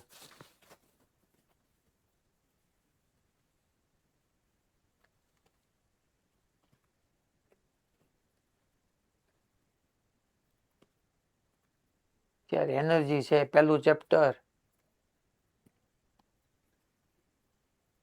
એનર્જી જેટલી બધી સ્કેલર અદિશ રાશિ આવે તો અદિશ રાશિ આવે તો અહીંયા સ્પીડ સેમ તો બધાની kinetic energy same. Kinetic energy same that means kinetic energy નો ચેન્જ કેવો? 0. અને કાઇનેટિક એનર્જીનો ચેન્જ એટલે ડેલ્ટા કે 0 એટલે W0. એ તો ભણીને આવ્યા છે આપણે, હમણાં આગળ ભણ્યું તો ખરી કે W0 હોય. ધેટ મીન્સ કે જેવો આ ચાર્જ પાર્ટિકલ તમારે યુનિફોર્મ મેગ્નેટિક ફિલ્ડના પરપેન્ડિક્યુલર એન્ટર થયો, thumb toward velocity, fingers toward magnetic field, palm મારી ઉપર ગઈ તો ફોર્સ ઉપર લઈ ગયો, તો આ મેગ્નેટિક ફોર્સ વેલોસિટીની ડાયરેક્શન ચેન્જ કરવાનું કામ કરશે, સ્પીડને કોન્સ્ટન્ટ રાખશે, કાઇનેટિક એનર્જીને કોન્સ્ટન્ટ રાખશે, કાઇનેટિક એનર્જીનો ચેન્જ 0 કહેશે, વર્ક 0 કરશે. એ તો ભણી ગયા. પણ માની લો હું એમ કહું છોકરાઓ, હું એમ કહું અહીંયા કે અહીંયા સ્પીડ 10 છે ને અહીંયા વધીને 20 થઈ, તો હવે મારે સમજવું પડે કે એકલું એક સેન્ટ્રીપિટલ ફોર્સ નથી, એક હજી એવું ફોર્સ હોવું જોઈતું તું જે વેલોસિટીની ડાયરેક્શનમાં જ હોય, જેને ટેન્જન્શિયલ ફોર્સ કહું, ટેન્જન્ટની ડાયરેક્શનમાં ટેન્જન્શિયલ ફોર્સ, કે જેને આ સ્પીડના મેગ્નિટ્યુડમાં શું કર્યો વધારો. સાહેબ એફટી તમે કેમ ઉપર જ દોર્યું? કારણ કે વેલોસિટીનું મેગ્નિટ્યુડ વધ્યું, તો બે સેમ ડાયરેક્શનમાં. અને તો અહીંયા ટેન્જન્શિયલ ફોર્સને અકોર્ડિંગ ટેન્જન્શિયલ એક્સેલરેશન આવતું હતું, યાદ કરો. અને ટેન્જન્શિયલ એક્સેલરેશનની ફોર્મ્યુલા આર આલ્ફા હતી. તો અહીંયા બે એક્સેલરેશન આવી ગયા, એક સેન્ટ્રીપિટલ એક્સેલરેશન, એક ટેન્જન્શિયલ એક્સેલરેશન. આપણે પેલું નેટ એક્સેલરેશન લખતા હતા √AC² + AT², યાદ કરો તમે. અને એના ઉપરથી બે ટાઈપના આપણે મોશન કીધા હતા, એક યુસીએમ અને એક NUCM, યુનિફોર્મ સર્ક્યુલર મોશન એટલે એમાં સ્પીડ કોન્સ્ટન્ટ હોય, અને નોન યુનિફોર્મ સર્ક્યુલર મોશન એટલે આપણે કહી શકીએ કે એની અંદર VV વેરી કરતું હોય, ડાયરેક્શન એ ચેન્જ થાય અને મેગ્નિટ્યુડ બી ચેન્જ થાય. તો યુસીએમ એટલે એમાં વેલોસિટીનું મેગ્નિટ્યુડ કોન્સ્ટન્ટ હોય, but velocity does not equal to constant. Direction હોય તો ચેન્જ થતું જ હોય યુસીએમ ની અંદર, અને NUCM ની અંદર નો મેગ્નિટ્યુડ કોન્સ્ટન્ટ હોય, નો ડાયરેક્શન કોન્સ્ટન્ટ હોય. સર મેં એવું સમજાયું હતું કે જ્યારે કોઈ પણ કર્વી લિનિયર પાથ પર ટ્રાવેલ કરે ત્યારે વેલોસિટીની ડાયરેક્શન એટલે કાંઈ નહીં, તમારે ટેન્જન્ટ ડ્રો કરવાનું, ટેન્જન્ટ ઈ તમારી વેલોસિટીની ડાયરેક્શન થઈ ગઈ. રેડી? તો અહીંયા કયું મોશન થયું? અહીંયા સર યુસીએમ થશે, કારણ કે સ્પીડનો મેગ્નિટ્યુડ ચેન્જ થવાનો નથી. તો આપણે તરત કહી શકીએ અહીંથી આખું આ ડિસ્કશનને આમ કે થંબ વેલોસિટી ડાયરેક્શનમાં, fingers toward magnetic field, palm ઉપર ગઈ, તો અહીંયા સર્ક્યુલર મોશન કરશે. પાથ વિલ બી, અહીંયા લખી નાખું હું કે ભાઈ પાથ કોઈ પૂછે, that is uniform circular motion. That means કે આ પાર્ટિકલ આમ મસ્ત મજાનો ટ્રાવેલ કરીને અહીંથી આમ બહાર આવશે. સાહેબ આમ કેમ ગયો? પહેલા તો જો તો ફોર્સ ઉપર લાગ્યો એટલે ઉપર તરફ જાય.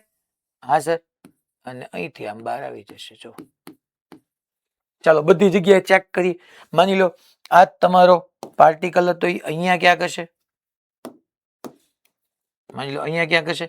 તો વેલોસિટીની ડાયરેક્શન ટેન્જન્ટની ડાયરેક્શનમાં, thumb toward velocity, fingers toward magnetic field, palm આમ. જો મેગ્નેટિક ફોર્સ આમ લાગ્યું અને મેગ્નેટિક ફોર્સ એના સેન્ટરમાંથી પાસ થતું હોય, આખું સર્ક્યુલર મોશન થાય. આપણે ભણ્યા હતા છોકરાઓ કે તમારું વેલોસિટી જ્યારે વેલોસિટી અને ફોર્સ પરપેન્ડિક્યુલર હોય ત્યારે સર્ક્યુલર મોશન થાય, અને ફોર્સ તમારા સેન્ટરમાંથી પાસ થતું હોય. માની લો પાર્ટિકલ ટ્રાવેલ કરીને અહીંયા આવ્યો છોકરાઓ, અહીંયા આવ્યો તો velocity toward tangent, thumb toward velocity, fingers toward magnetic field, palm મારી જોવો છોકરાઓ આ તરફ ગઈ તો ફોર્સ જોવો, તો એક તો ફોર્સ તમારી વેલોસિટીના પરપેન્ડિક્યુલર લાગ્યું અને સેન્ટરમાંથી પાસ થયું. અહીંયા આવ્યો, thumb toward velocity, finger toward magnetic field, palm આમ, તો જો ફોર્સ આમ લાગ્યું, એને એક્સટેન્ડ કરો, સેન્ટરમાંથી પાસ થયું, અને અહીંથી આમ એક્સટેન્ડ કરો, સેન્ટરમાંથી પાસ થયું. That is centre.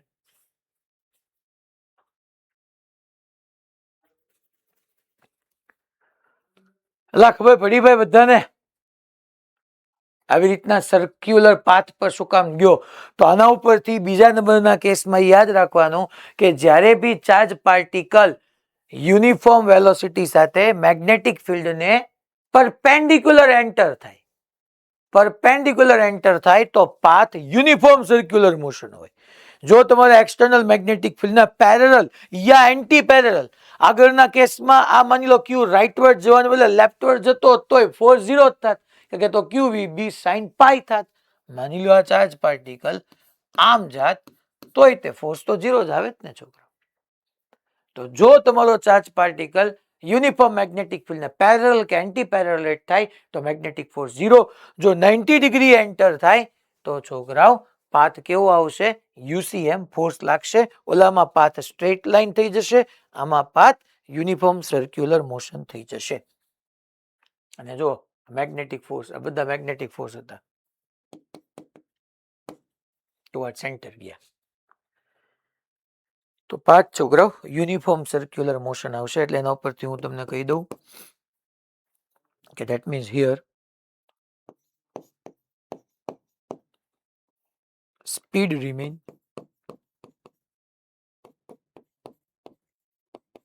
constant,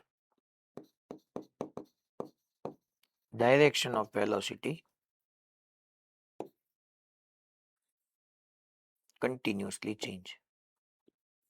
Yes, speed remain constant આટલું જ લખું છું. અને પછી હું તમને આના ઉપરથી લખાવી દઉં. એનો મિનિંગ એમ થઈ ગયો કે છોકરાઓ આ ઇમ્પોર્ટન્ટ પોઈન્ટ આવ્યો, હું અલગ કલર લઈ લઉં. ઇમ્પોર્ટન્ટ 2 પોઈન્ટ આવી ગયા. that magnetic force cannot change speed of charge particle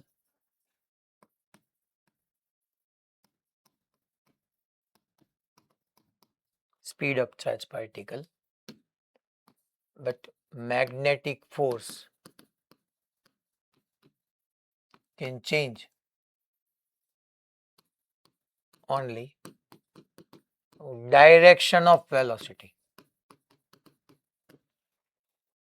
2 point important છે. પણ આ બધું ક્યારે? કે જ્યારે યુનિફોર્મ મેગ્નેટિક ફિલ્ડ હોય અને charge particle uniform magnetic field ને પરપેન્ડિક્યુલર એન્ટર થતો હોય. પછી કન્ડિશન યાદ રાખવાની.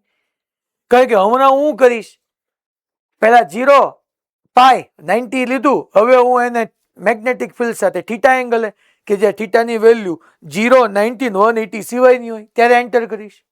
પછી યુનિફોર્મ ઇલેક્ટ્રિક ફિલ્ડની સાથે સાથે યુનિફોર્મ મેગ્નેટિક ફિલ્ડની સાથે સાથે external uniform electric field enter કરી દઈશ.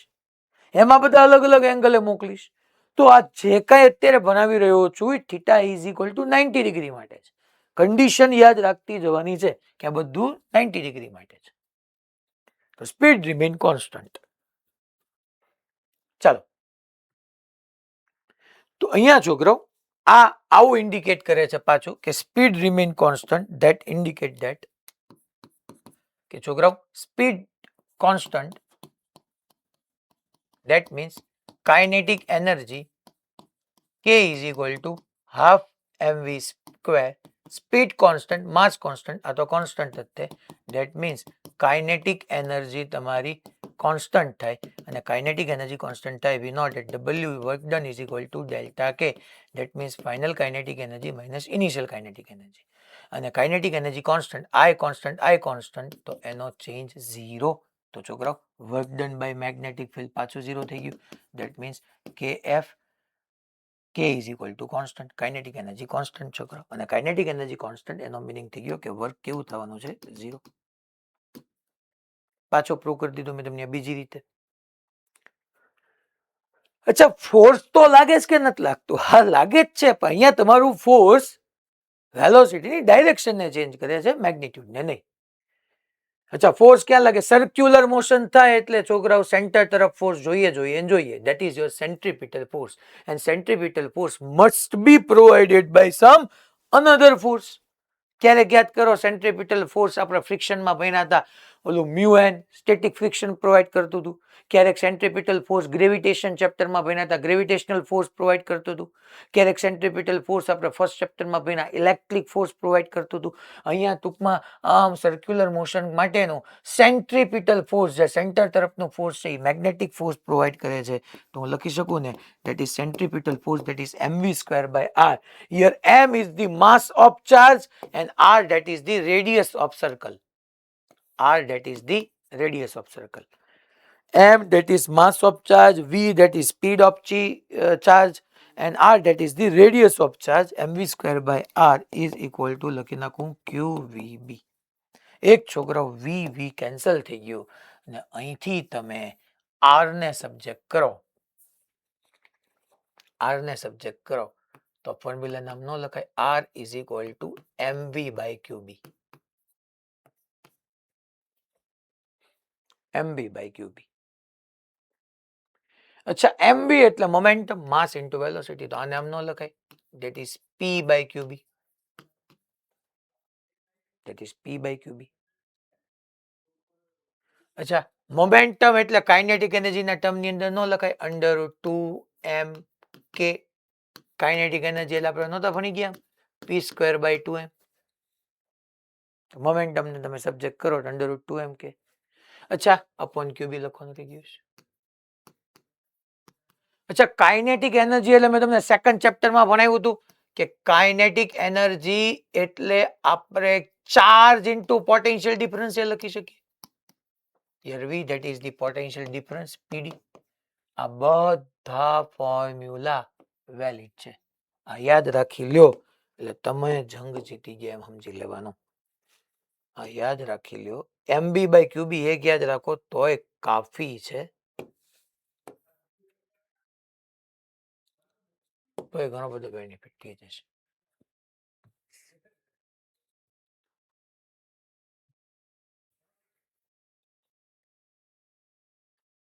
R એટલે શું? That is the radius of circular path.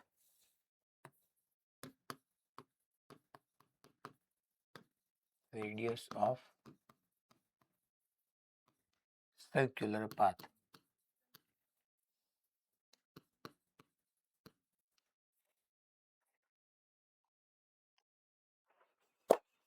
V શું છે સાહેબ? K ની જગ્યાએ V કેમ આવ્યો? QV કેમ આવ્યો? એ તમને સમજાવું, બીજા ચેપ્ટરમાં આપણે ભણી જ ગયા હતા. આ બધા ઉપર એક એક એક એક બબે ક્વેશ્ચન તમને મળશે. PYQ ઢગલા છે. શું ફાઇન્ડ કરવાનું? તો કે એક વખત તમને કહું, તમારે યુનિફોર્મ મેગ્નેટિક ફિલ્ડને પરપેન્ડિક્યુલર પ્રોટોન, આલ્ફા અને ન્યુટ્રોન ત્રણ એને એન્ટર કરશે. ક્યારેક સેમ સ્પીડથી કરશે, ક્યારેક સેમ કાઇનેટિક એનર્જીથી કરશે, ક્યારેક સેમ પોટેન્શિયલ ડિફરન્સથી કરશે. અને તમને રેડિયસ ઓફ પાથ પૂછી લેશે. તો radius of path depends upon mass, speed, charge and magnetic field. mb ની જગ્યાએ p કીધું, p ની જગ્યાએ અંડર રૂટ 2mk કીધું, ઓલું યાદ રખાવી દો. અચ્છા બીજું, અચ્છા અહીંયા સર્ક્યુલર પાથ પર ટ્રાવેલ કરે તો એમ ન કહીએ કે આ ઓમેગા થી જાય છે, તો angular velocity of charge particle આમ ન લખી શકું છોકરો. એંગ્યુલર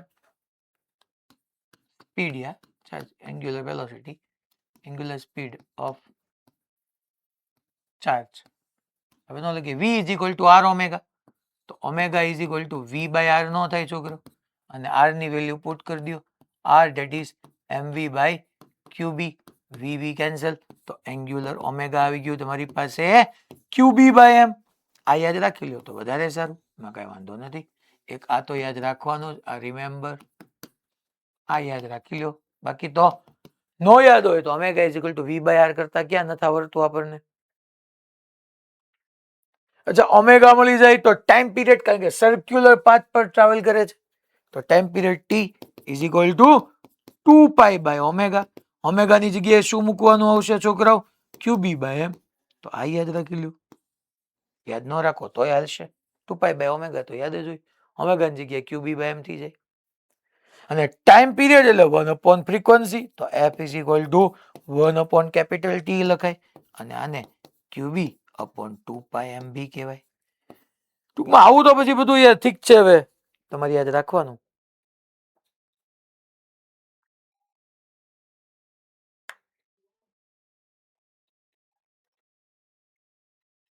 કાઇનેટિક એનર્જી કોન્સ્ટન્ટ રહેશે, વર્ક 0 થશે, અને આ બધી ફોર્મ્યુલા.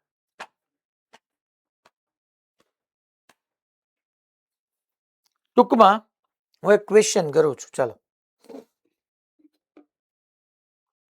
સમજાઈ જાય એવું છે. એમાં કઈ રોકેટ સાયન્સ નથી પૂછતો, જે ધ્યાનથી સાંભળ્યું હશે ને આવડી જશે. આ શું આપણે ભણ્યા? તો કે આપણે એટલું ભણ્યા કે ચાર્જ પાર્ટિકલ છે, મૂવિંગ ચાર્જ લઈએ તો એની સરાઉન્ડિંગમાં મેગ્નેટિક ફિલ્ડ હોય. એક્સટર્નલ મેગ્નેટિક ફિલ્ડ આપીએ એટલે મેગ્નેટિક ફોર્સ લાગે. બટ કેસ 1 માં મેં એવું ભણાવ્યું કે એક્સટર્નલ મેગ્નેટિક ફિલ્ડ અને ચાર્જ બે એકબીજાને પેરેલલ કે એન્ટી પેરેલલ હતા તો એંગલ 0 થઈ જતો હતો એટલે મેગ્નેટિક ફોર્સ ન લાગ્યું. સેકન્ડ કેસની અંદર મેં યુનિફોર્મ મેગ્નેટિક ફિલ્ડ સાથે પરપેન્ડિક્યુલરલી ચાર્જ પાર્ટિકલને એન્ટર કરાવ્યો તો એની પર મેગ્નેટિક ફોર્સ એવી રીતના લાગ્યું કે વેલોસિટીની ડાયરેક્શનને પરપેન્ડિક્યુલર આવે.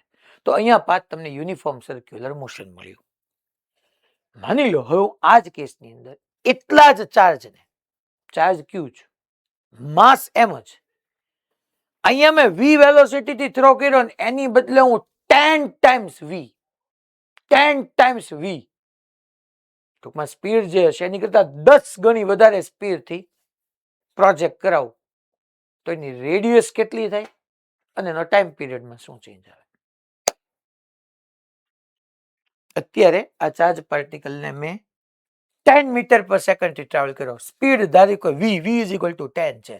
હવે હું 10 v થી થ્રો કરું છું એટલે 100 મીટર પર સેકન્ડથી એનાથી પ્રોજેક્ટ કરાવું છું તો પાથ તો સર્ક્યુલર મોશન રહેવાનો કારણ કે હું વેલોસિટી તમારા યુનિફોર્મ મેગ્નેટિક ફિલ્ડને પરપેન્ડિક્યુલર છે. તો રેડિયસમાં કઈ ચેન્જ આવે કે નો આવે? આવે તો કેટલો આવે? ટાઈમ પીરિયડમાં ચેન્જ આવે કે નો આવે? આવે તો શું થાય મને કહેવાનું. ચાલો રેઝ યોર હેન્ડ, આંગળી ઊંચી કરો. હાલો આમાં પહેલા તો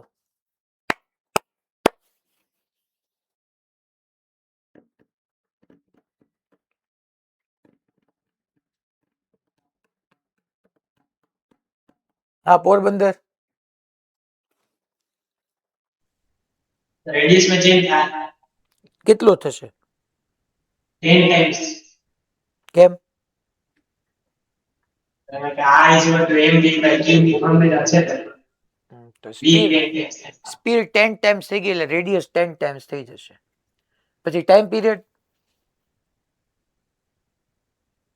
એમાં નહીં થાય છે કેમ ચેન્જ નહીં થાય?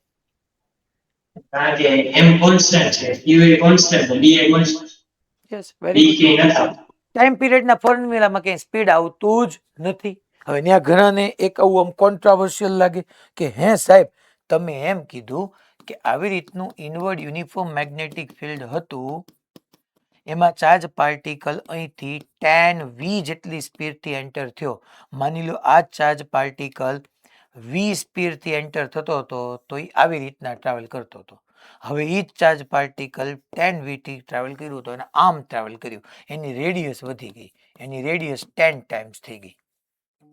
સર રેડિયસ વધી ગઈ તો પહેલા તો સર આને આટલું ડિસ્ટન્સ ટ્રાવેલ કરવાનું હતું પછી આટલું, તો સર ટાઈમ કેમ સેમ રહ્યો? ટાઈમ કહું કે ટાઈમ પીરિયડ કહું, અહીંયા સર્ક્યુલર પાથ છે એટલે ટાઈમ પીરિયડ આવે. તો સર ટાઈમ પીરિયડ હારો કેમ સેમ રહે? ને સમજવાની જરૂર છે કે ટી માં તો ક્યાંય વી આવતું નથી. સમજી લો speed is equal two distance upon time પરથી હું time is equal two distance upon speed લખી શકું. માની લો સ્પીડ v હતી ત્યારે ડિસ્ટન્સ d હતું તો t આવ્યો કંઈક. હવે તમારી સ્પીડ વધી ગઈ તો ડિસ્ટન્સ b વધી ગયું ને, સરકમફરન્સ વધી ગયું. જો આ જે સરકમફરન્સ છે that is pi r and that is pi into 10r. યાર તમારું ડિસ્ટન્સ વધી ગયું, સ્પીડ ઓછી ડિસ્ટન્સ ઓછું, સ્પીડ વધારે ડિસ્ટન્સ વધારે, સરકમફરન્સ વધારે તો ટાઈમ તો એનો જ રહે ને. ધીમે ધીમે ઓછું અંતર કાપો, બહુ ઝડપથી વધારે અંતર કાપો તો સમય સેમ રહેવાનો જ છે. મેં હું કીધું ખબર પડી ને ભાઈ? ઘણાને આમાં ડાઉટ શું રે કે ઓલું રેડિયસ વધી ગયું સાહેબ તો આનો સરકમફરન્સ પરિઘ વધી ગયો તો એને લાંબુ ડિસ્ટન્સ ટ્રાવેલ કરે તો ટાઈમ ક્યાંથી સેમ રહેવાનું? અરે દોસ્ત સારું ડિસ્ટન્સ વધી ગયું પણ સ્પીડ પણ વધી ગઈ કારણ કે ડિસ્ટન્સ આ રેડિયસ આ સરકમફરન્સ ત્યારે જ વધ્યું જ્યારે સ્પીડ વધી. રાજકોટ ગુરુકુળ બધાને ખબર પડી ને ભાઈ? બાકી બધા સેન્ટરો મોરબી, ભુજ, ઓકે, મોડાસા. તો આટલા ફોર્મ્યુલા તમારી માટે કામના છે. સર આ QV ક્યાંથી લેવા? VE ન્યા પોટેન્શિયલ ડિફરન્સ છે જો પાછા કેપિટલ V જેવું મેં કર્યું જો. તો એ તમને કેવું કહે છે ખબર છે? આમ આવો રીતનો એક એક્ઝામ્પલ આપે જો તમને E ક્યાંથી આવીને એનો પ્રૂફ. બાકી આ બધું તમે યાદ રાખશો તો એ તમારા માટે હિતાવહ છે. ઓકે માની લો તમને આવી રીતના આપશે જો છોકરાઓ કે અહીંયા એક હાઈ પોટેન્શિયલ એન્ડ છે, હાઈ પોટેન્શિયલ એન્ડ જે પોટેન્શિયલ V છે, આ એક લો પોટેન્શિયલ એન્ડ જ્યાં પોટેન્શિયલ 0 છે, અહીંયા કેપિટલ ક્યુ ચાર્જ છે, એ રેસ્ટ પર છે અને એને રિલીઝ કરીએ છીએ.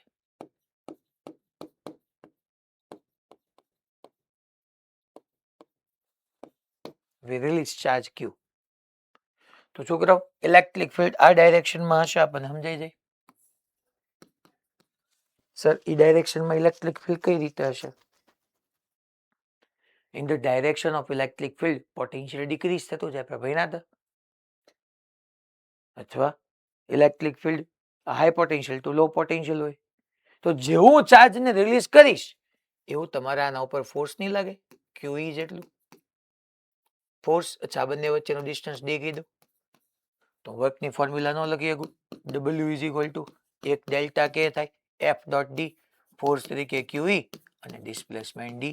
ડેલ્ટા K એટલે final kinetic energy minus initial kinetic energy. અચ્છા, યુનિફોર્મ ઇલેક્ટ્રિક ફિલ્ડ માટે V is equal two ED યાદ કરો તો Q ના Q અને ED ની જગ્યાએ V મૂકી દો. ઇનિશિયલ કાઇનેટિક એનર્જી 0 છે તો K is equal to Q, V નો આવી જાય. V શું છે એ ધ્યાન રાખજો, that is potential difference. ટૂંકમાં એક ચાર્જ પાર્ટિકલ કેવો હતો છોકરાઓ? સ્ટેશનરી હતો. મેં એને હાઈ પોટેન્શિયલ ને ક્રિએટ કર્યો અને અમે લો પોટેન્શિયલ હાઈ પોટેન્શિયલ થી લો પોટેન્શિયલ મોકલો એટલે એસેલરેટ થઈ ગયો, એની સ્પીડ વધી ગઈ, એની પાસે એટલી કઈક કાઇનેટિક એનર્જી આવી ગઈ. that Q into capital V, this is your kinetic energy. તો કાઇનેટિક એનર્જી આવી ગઈ અને પછી અહીંયા જેવો એ પહોંચ્યો ને, હવે મેં આવી રીતના યુનિફોર્મ મેગ્નેટિક ફિલ્ડ ને પરપેન્ડિક્યુલર એન્ટર કરી ગયો. અહીંયા મેં એને આવી રીતના અહીંથી એન્ટર કરાવી દીધું. ટૂંકમાં સીધું સ્પીડ આપવાને બદલે એ તમને ચાઈ કરીને એવી લેંગ્વેજ આપે કે એક પોટેન્શિયલ ડિફરન્સ ક્રિએટ કર્યો, પોટેન્શિયલ ડિફરન્સમાંથી ચાર્જ પાર્ટિકલને તમે પાસ કર્યો, ધેટ્સ વાય એની અંદર કાઇનેટિક એનર્જી આવી. હવે સ્પીડ જોતી હોય તો કાઇનેટિક એનર્જી જગ્યાએ શું કરવાનું? Half mv², mass of that charge આપ્યું હોય, સ્પીડ જોતી છે, ચાર્જ ખબર છે, પોટેન્શિયલ ડિફરન્સ ખબર છે, બધું આપ્યું હોય, ત્યાંથી સ્પીડ ગોતીને finally R is equal to mv/qb પૂછી લે.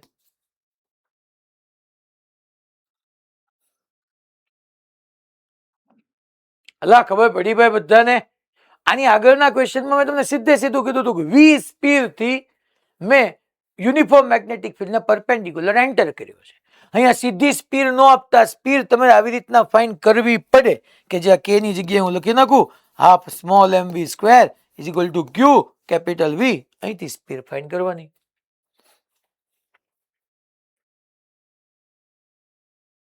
અન્ય મૂકી દેવાની. અલા ખબર પડી? Okay fine. આની આ તો ખાલી મેં તમને સમજાવવા માટે કીધું હતું.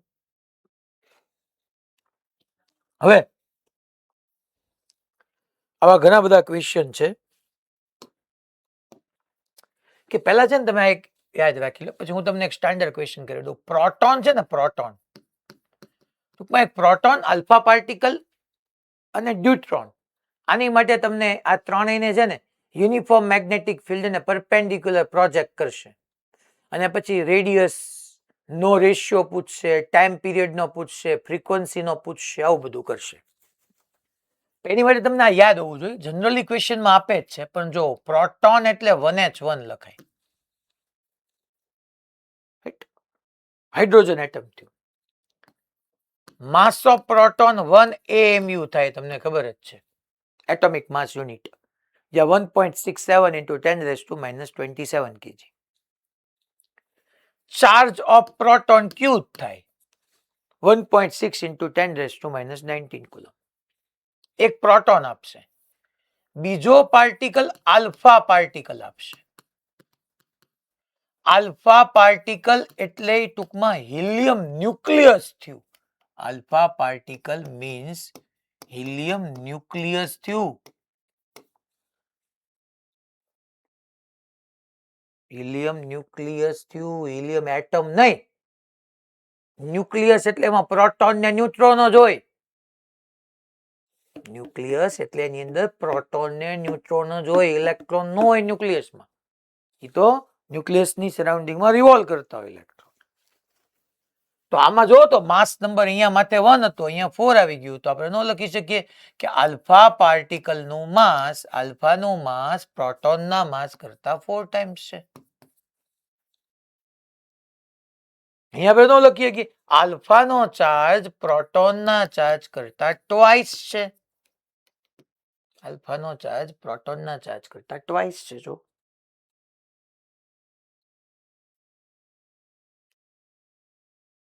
અહીંયા 1 હતો, અહીંયા 2 આવી ગયો. જો Z.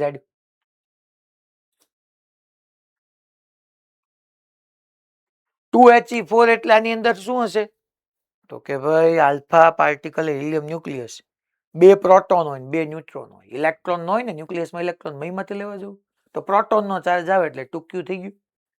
અને માસ તો પ્રોટોન અને ન્યુટ્રોન બે પાસે હોય, લગભગ હરખું જ લઈએ એટલે 4mp થઈ ગયું. જો એને હજી એક આપશે તમને આલ્ફા પાર્ટિકલ, હવે એક આપશે ન્યુટ્રોન,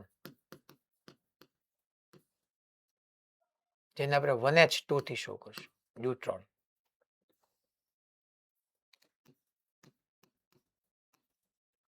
અને માસ ઓફ ન્યુટ્રોન જો ને, પ્રોટોનમાં ઉપર 1 આવતું હતું, અહીંયા 2 આવ્યું.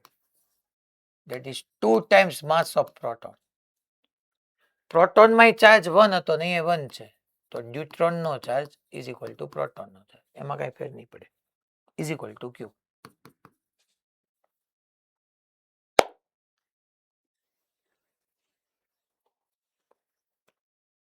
રેડી? ચાલો એક last question, jumbo jet question, આના ઉપરથી તે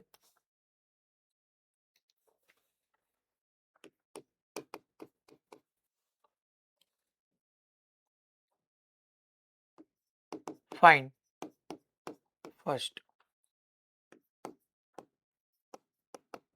ratio of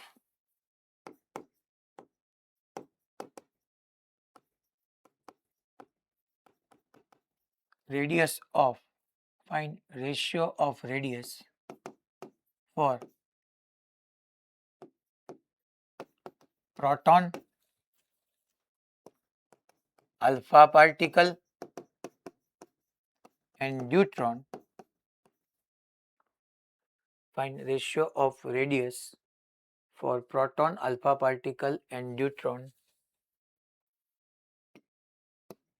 comma, enter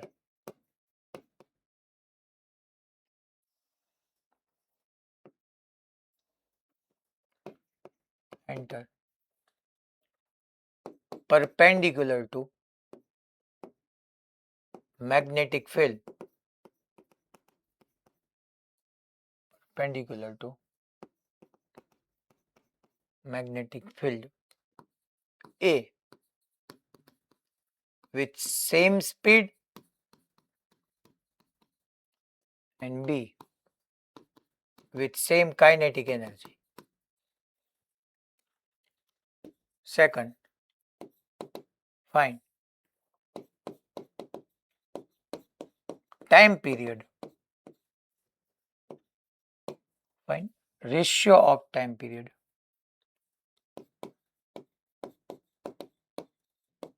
ratio of time period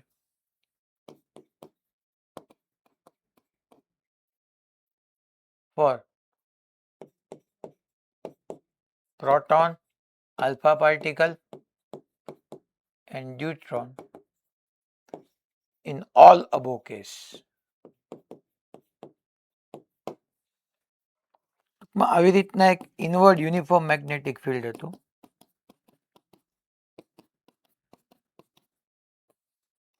અહીંથી એક પ્રોટોન,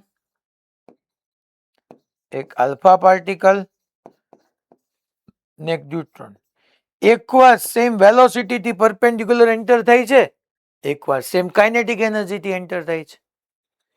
પહેલા એ બે કેસ માટે મારે એની રેડિયસનો રેશિયો ફાઇન્ડ કરવાનો છે અને પછી એ બે કેસ માટે મારે એના ટાઈમ પીરિયડનો રેશિયો ફાઇન્ડ કરવાનો છે.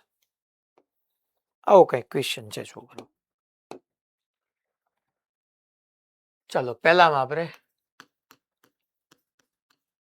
એ પાર્ટ લઈએ. આ ત્રણેય યુનિફોર્મ મેગ્નેટિક ફિલ્ડને પરપેન્ડિક્યુલર એન્ટર થાય છે. બટ કેવી રીતે એન્ટર થાય જો તો વિથ સેમ સ્પીડ. તમારે રેડિયસની કઈ ફોર્મ્યુલા લેવાય? સ્પીડ માટે રેડિયસની કઈ ફોર્મ્યુલા લેવાય? તો કે રેડિયસની તો કેટલી બધી ફોર્મ્યુલા છે. mb by qb, p by qb, m √2m by. તો કે સેમ સ્પીડ છે એટલે પહેલી પકડે. ચલો તો rp is to r alpha is to rd. જરૂરી નથી તમને હંમેશા પ્રોટોન આલ્ફા ને ડ્યુટ્રોન ના ટર્મમાં જ પૂછે. એ તો પહેલા ડ્યુટ્રોન ને રાખે, પછી આલ્ફા ને રાખે, પછી પ્રોટોન ને રાખે. આપણને તો જે આન્સર જે ફોર્મમાં આપ્યો એ રીતના લખવાનું. ટૂંકમાં કહેવાય એમ માંગુ કે જરૂરી નથી કે rp is to r alpha is to rd જ આવે, તો ગમે એ આવી શકે. Is equal two mass of proton, speed બધાની સેમ છે, charge of proton, magnetic field uniform છે. બી કયું? External magnetic field. બી તો એક્સટર્નલ આવે જ તમારું, બધામાં સેમ છે. આ રહ્યું બી યુનિફોર્મ છે. Is equal to is to mass of alpha into V, charge of alpha into B is to mass of neutron to V upon charge of neutron into B. Sir V અને B કેમ કહો છો? બી external uniform છે અને speed મને same કીધી છે, તો આમાંથી V by B, V by B, V by B જશે. ચલો so MP upon QP is to M alpha. હવે ભણ્યા ને કે આલ્ફાનું માસ પ્રોટોનના ટર્મની અંદર લખવું હોય તો માસ of alpha particle is equal two 4 times of mass of proton. હું કામ પ્રોટોનના ટર્મમાં લખ્યું? અરે કેન્સલ થઈ જાય ને બેટા. Sir charge of alpha particle, charge of alpha particle that is 2 times of charge of proton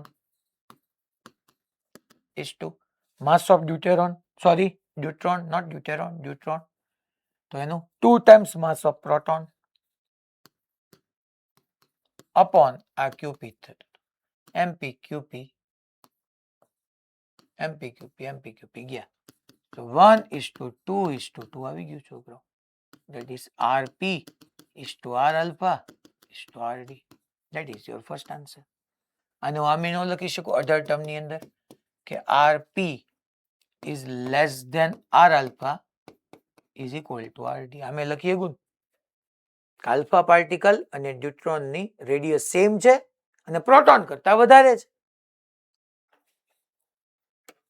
આમ પણ લખી શકીએ આપણે. અચ્છા ફર્સ્ટમાં જ B part with same kinetic energy. તો શું કરવાનું? હાલો હવે આ જ આન્સર આવે ને. સેમ કાઇનેટિક એનર્જી અને રેડિયસ નો રેશિયો જોઈશ તો કઈ ફોર્મ્યુલા યુઝ કરાય? તો કે સર તો ફોર્મ્યુલા યુઝ કરાય r is equal to under root 2mk upon qb. Speed same હતી તો v અને b ગયા.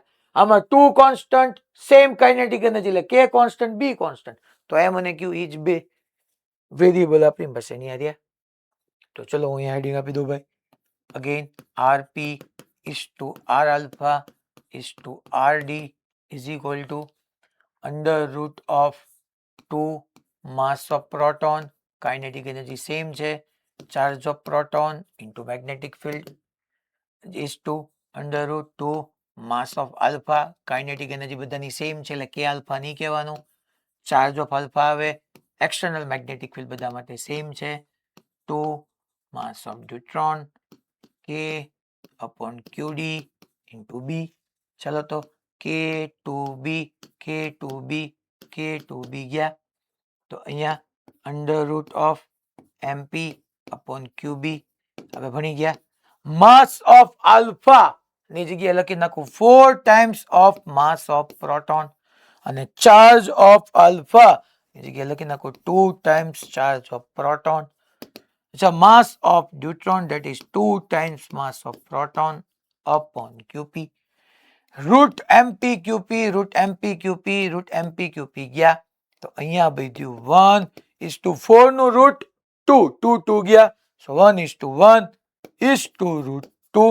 તો આ તમારો ફર્સ્ટ નો બી આન્સર આવી ગયો. RP is to R alpha is to RD. અને આને અમે ન લખી શકું છોકરાઓ કે પ્રોટોન અને આલ્ફાની રેડિયસ સેમ છે and which is less than deuteron છે. deuteron ની સૌથી વધારે છે, અમે લખી શકું.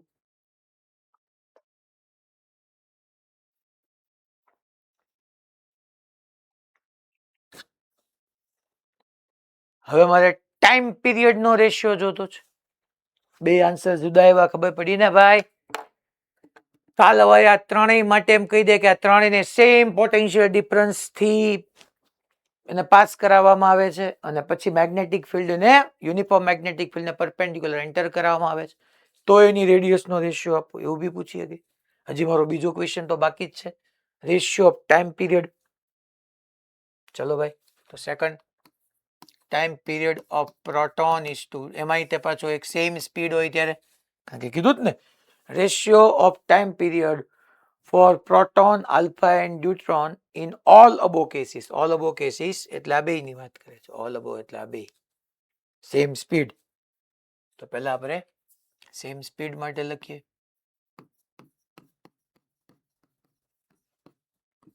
time period of proton is to time period of alpha is to time period of deuteron. તો 2 pi m upon qb, mass of proton, charge of proton into b is to 2 pi mass of alpha, charge of alpha into b is to 2 pi mass of deuteron, charge of deuteron into b. 2 pi b, 2 pi b, 2 pi b, yeah. Yeah, mass of proton upon charge of proton. Mass of alpha, proton ના term ની અંદર લખવું હોય તો 4 mp, charge of alpha proton ના term માં લખવું હોય તો 2 qp is to mass of deuteron, proton ના ટર્મ માં લખવું હોય 2 qp અને sorry mass of deuteron 2 mp upon qd ની જગ્યાએ qp તો સેમ જ હશે. તો અહીંયા શું આવ્યું 1:2:2 TP is to TF is to TD.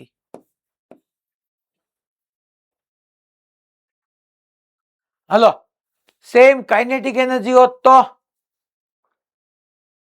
ત્રણેય માટે. બીજો કે સેમ કાઇનેટિક એનર્જી માટે કરીએ તો હલો ભાઈલી વડોદરા,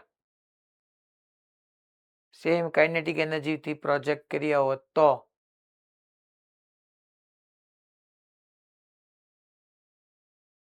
આન્સર શું આવે?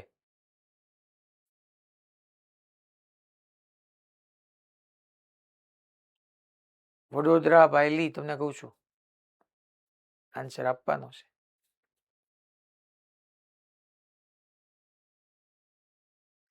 અનમ્યુટ કરો હાલો ફટાફટ.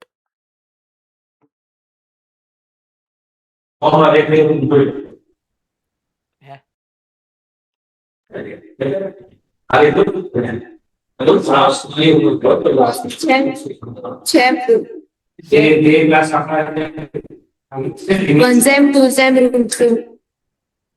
1:2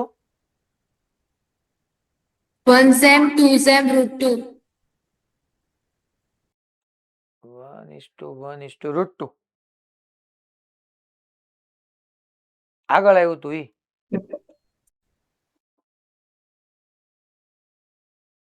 આગળ આવ્યું તું ઈ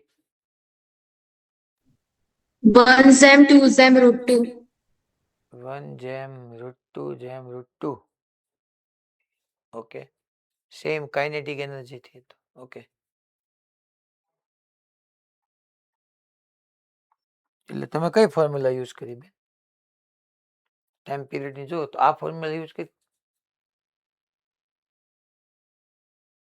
એ તો રેડિયસ ની છે.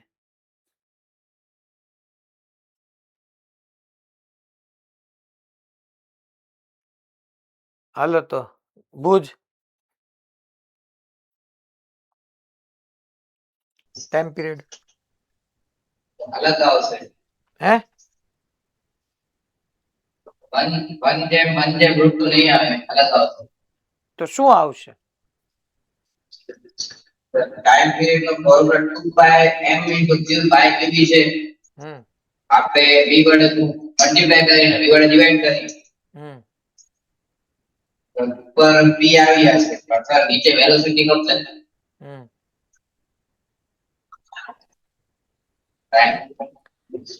તો શું થશે એમ? તો ફાઇનલ આન્સર કે હાલ ચેન્જ થશે તો કેટલો થશે, કેમ થશે, જીવનમાં શું થશે, શું નહીં થાય?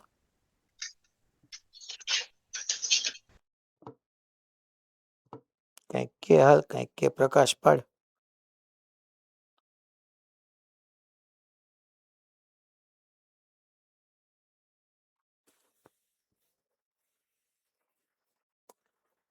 હાલો, કોઈ કઈ આન્સર કેવો છે આમાં?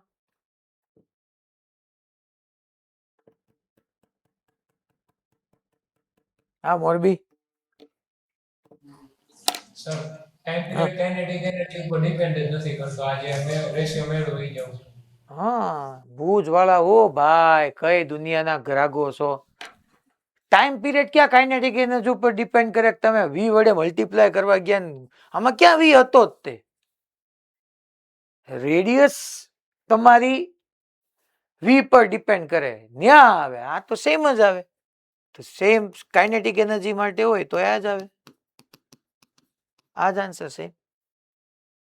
વડોદરા જો તો ખરી ફોર્મ્યુલા તો જો 2 પાઈ અપોન ક્યુબી માં એમ જ કહેવાય સાહેબ. વી સેમ હોય કે કે સેમ હોય, આમાં કેવા વી કે આવે જ છે કે આજ રે. લા ભુજ ખબર પડી તો ક્યાં ખોવાઈ ગયા હતા? હાવ આમનામ. એટલે નાની એવી વસ્તુ નો આપણને સમજે. હલો ભુજમાંથી તમે જવાબ આપો. હાલો હમણાં આવે. હવે મારે તમને બીજો પ્રશ્ન તમને જ પૂછવાનો છે. પેલા એવું ન કરે પણ હવે એવું જ કરવું પડશે મારે. હલો અનમ્યુટ કરી નાખો. આવી રીતનું એક યુનિફોર્મ મેગ્નેટિક ફિલ્ડ છે, એના પરપેન્ડિક્યુલર હું પહેલા એક પ્રોટોન ને વી વેલોસિટી થી એન્ટર કરાવું છું, એના પરપેન્ડિક્યુલર, અને સાથે ને સાથે ઇલેક્ટ્રોન ને હું એટલી જ સ્પીડ થી એન્ટર કરાવું છું. તો કોના માટે રેડિયસ વધારે હશે?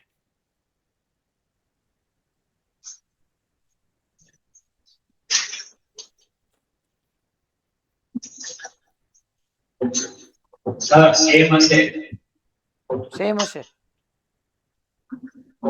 ના ના સર, માસ ડિફરન્ટ છે એટલે વેલોસિટી ડિફરન્ટ હશે. વેલોસિટી ડિફરન્ટ હશે કે રેડિયસ ડિફરન્ટ હશે? સર બંને ડિફરન્ટ હશે. બંને ડિફરન્ટ હશે. વી તો મેં સેમ કીધી છે યાર. સર રેડિયસ ડિફરન્ટ હશે, માસ ડિફરન્ટ છે ને એટલે velocity same. R is equal to mv by QB apply કરવાનું હતું. આમ જોવાય શાંતિથી, ઉતાવળ હુકમ કરવાની? વી બે માં સેમ, બે નો ચાર્જ, પ્રોટોન નો ઇલેક્ટ્રોન નો ચાર્જ મેગ્નિટ્યુડ વાઇઝ તો same, external magnetic field same. તો આર એમ પર ડિપેન્ડ કરે.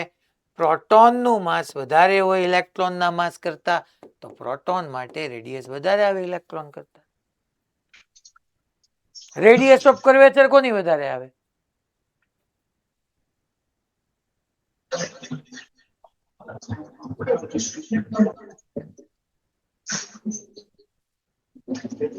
સર પ્રોટોનની. પ્રોટોન ની રેડિયસ ઓફ કર્વેચર વધારે આવે.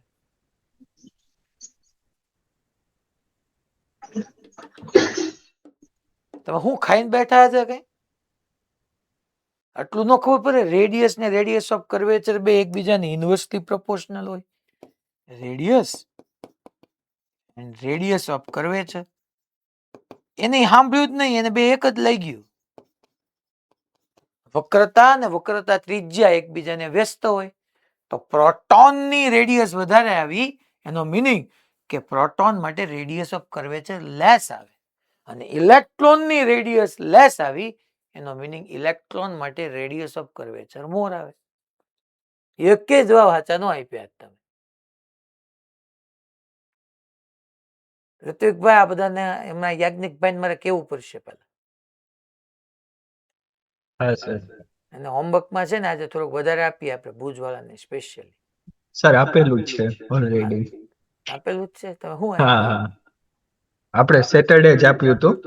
હા, સેટરડે જ આપ્યું હતું વધારે એટલે. ઠીક, કાંઈ વાંધો નહીં. હાલો ભુજવાળા અનમ્યુટ કરો. હજી એક પ્રશ્ન તમે નહીં આપો ત્યાં સુધી બાકી આજે પૂરું જ છે, સમજી લેજો. જાગો છો ને બધા પેલા? તમને આવું ન આવડે યાર. આમાં હું અઘરું, આમાં કઈ ટફ લાગે તો નાના છોકરાને ખબર પડી. હું લખું છું બે માં 20 સેમ, બે ના ચાર્જ સેમ, તો ખબર બી તો મેં કઈ બદલ્યો નથી. તો આ માસ પર ડિપેન્ડ કરે. જેનું માસ વધારે એની રેડિયસ વધારે.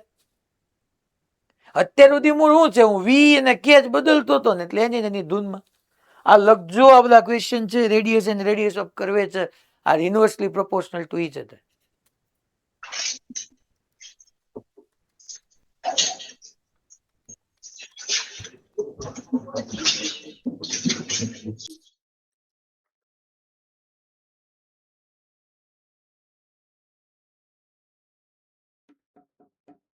હાલો બુજવા, એક ઇલેક્ટ્રોન છે. મારે નવો ક્વેશ્ચન વિચારવો પડશે. હું બનાવું છું કે આને કઈક હળ હુજી કે નહીં, ચેક તો ખબર પડે.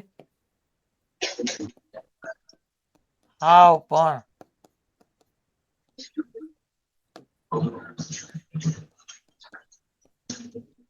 એક અહીંથી ઇલેક્ટ્રોન એન્ટર થયો અને એક આલ્ફા પાર્ટિકલ એન્ટર થયો.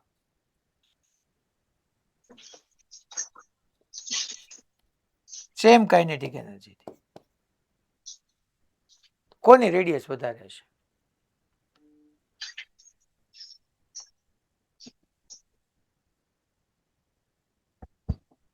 બાકી બધા ગણશે. ઓલા જો ઓલા મોડાસા વાળા બે ગયો ઓલો કે હમણાં દાલ બાટી ખાવાની છે, ધીમે ધીમે મોઢું નીચું નાખીને. ગણ કઈક તું પેન પકડ હાથમાં. હા એમ તો આમ બેઠો છે. ભુજ વાળાને કીધું ને, આપણને ઘેતી જોયું જાય. હલો મોરબીમાં, હાલો બધા કેલ્ક્યુલેટ કરો. આમ નામ નહીં કહી શકો.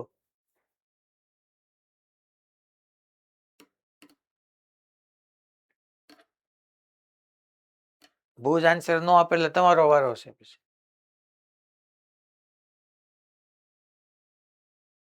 હા માતાજી બોલો. હાલો. વાહ, આજ તો માતાજી હાથ ઊંચો કર્યો, જાણીને આનંદ થયો.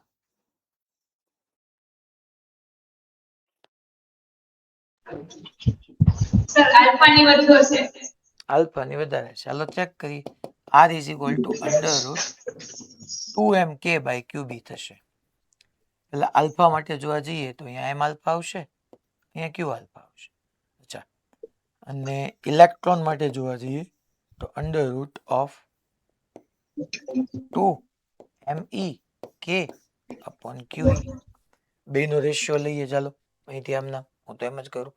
k2b k2b ગયા તો શું વધ્યું? તો કે R alpha upon R E is equal to, અહીંયા ન્યુમરેટરમાં રહેશે under root M alpha upon Q alpha upon અહીંયા એમઈ અપોન ક્યુઈ. ચલો હવે એક હું એવું ડેફિનેટલી કહી શકું ને કે આને આપણે આમ ન લખી શકીએ આ જ વસ્તુને, કે that is R alpha upon R E એટલે under root M alpha upon M E કહી દઈએ, અંડરરૂટ આખામાં, અને into Q E by Q alpha કહી દઈએ. તો માસ ઓફ આલ્ફા જે છે એ તો ઇલેક્ટ્રોન કરતા ઘણું મોટું છે. અને ક્યુ આલ્ફા, આલ્ફાનો ચાર્જ કેટલો હશે? તો કે એ તો 2 જેટલો જ હશે ભાઈ, એ તો 2 જેટલો જ હશે. તો અહીંયા સર માની લો માસ ઓફ પ્રોટોન હોત તો હું કંઈક કરી શકીશ, કે માસ ઓફ પ્રોટોન હોત તો હું કરી શકું. કરી ગયો તમે સમજવા માટે ઇલેક્ટ્રોનની જગ્યાએ પ્રોટોન લઈ લઈ તો આપણને ખબર પડી જાય કે અહીંયા ભાઈ 4 MP આવે, MP ગયા, આ 4. અચ્છા, ક્યુ આલ્ફા એટલે શું આવે? 2 2 ગયા, તો આલ્ફા અને ઇલેક્ટ્રોનની સેમ રહે, સોરી આલ્ફા અને પ્રોટોનની સેમ રહે. પણ અહીંયા ઇલેક્ટ્રોનનું માસ છે ખરેખર તો, ઇલેક્ટ્રોનનું માસ કેટલું? ઇલેક્ટ્રોનનું તો કે તમે જોવું પડે 9.1 into 10 raised to minus 31. આલ્ફાનું કેટલું? તો કે 4 times 1.67 into 10 raised to minus 27.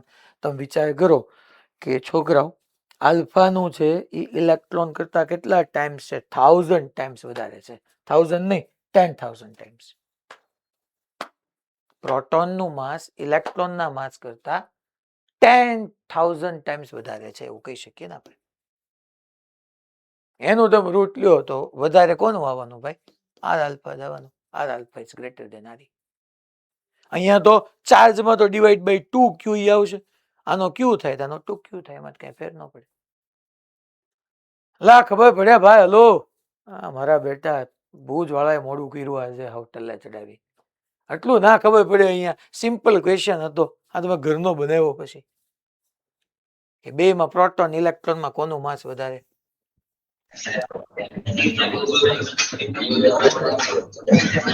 હા બોલો ભુજ વાળા. અને હજી આમાં પાછું રેડિયસ ઓફ કર્વેચર પૂછવું તો ઊંધું બોલવાનું. Radius and radius of curvature R inversely proportional to each other. Okay, આટલું રાખીએ છીએ. Hello sir. હા ભાઈ, સર મારા નેક્સ્ટ મોક ને WRD નો સિલેબસ. તમને બપોર સુધીમાં મળી જશે, સાંજ સુધીમાં પાકું. ઓકે.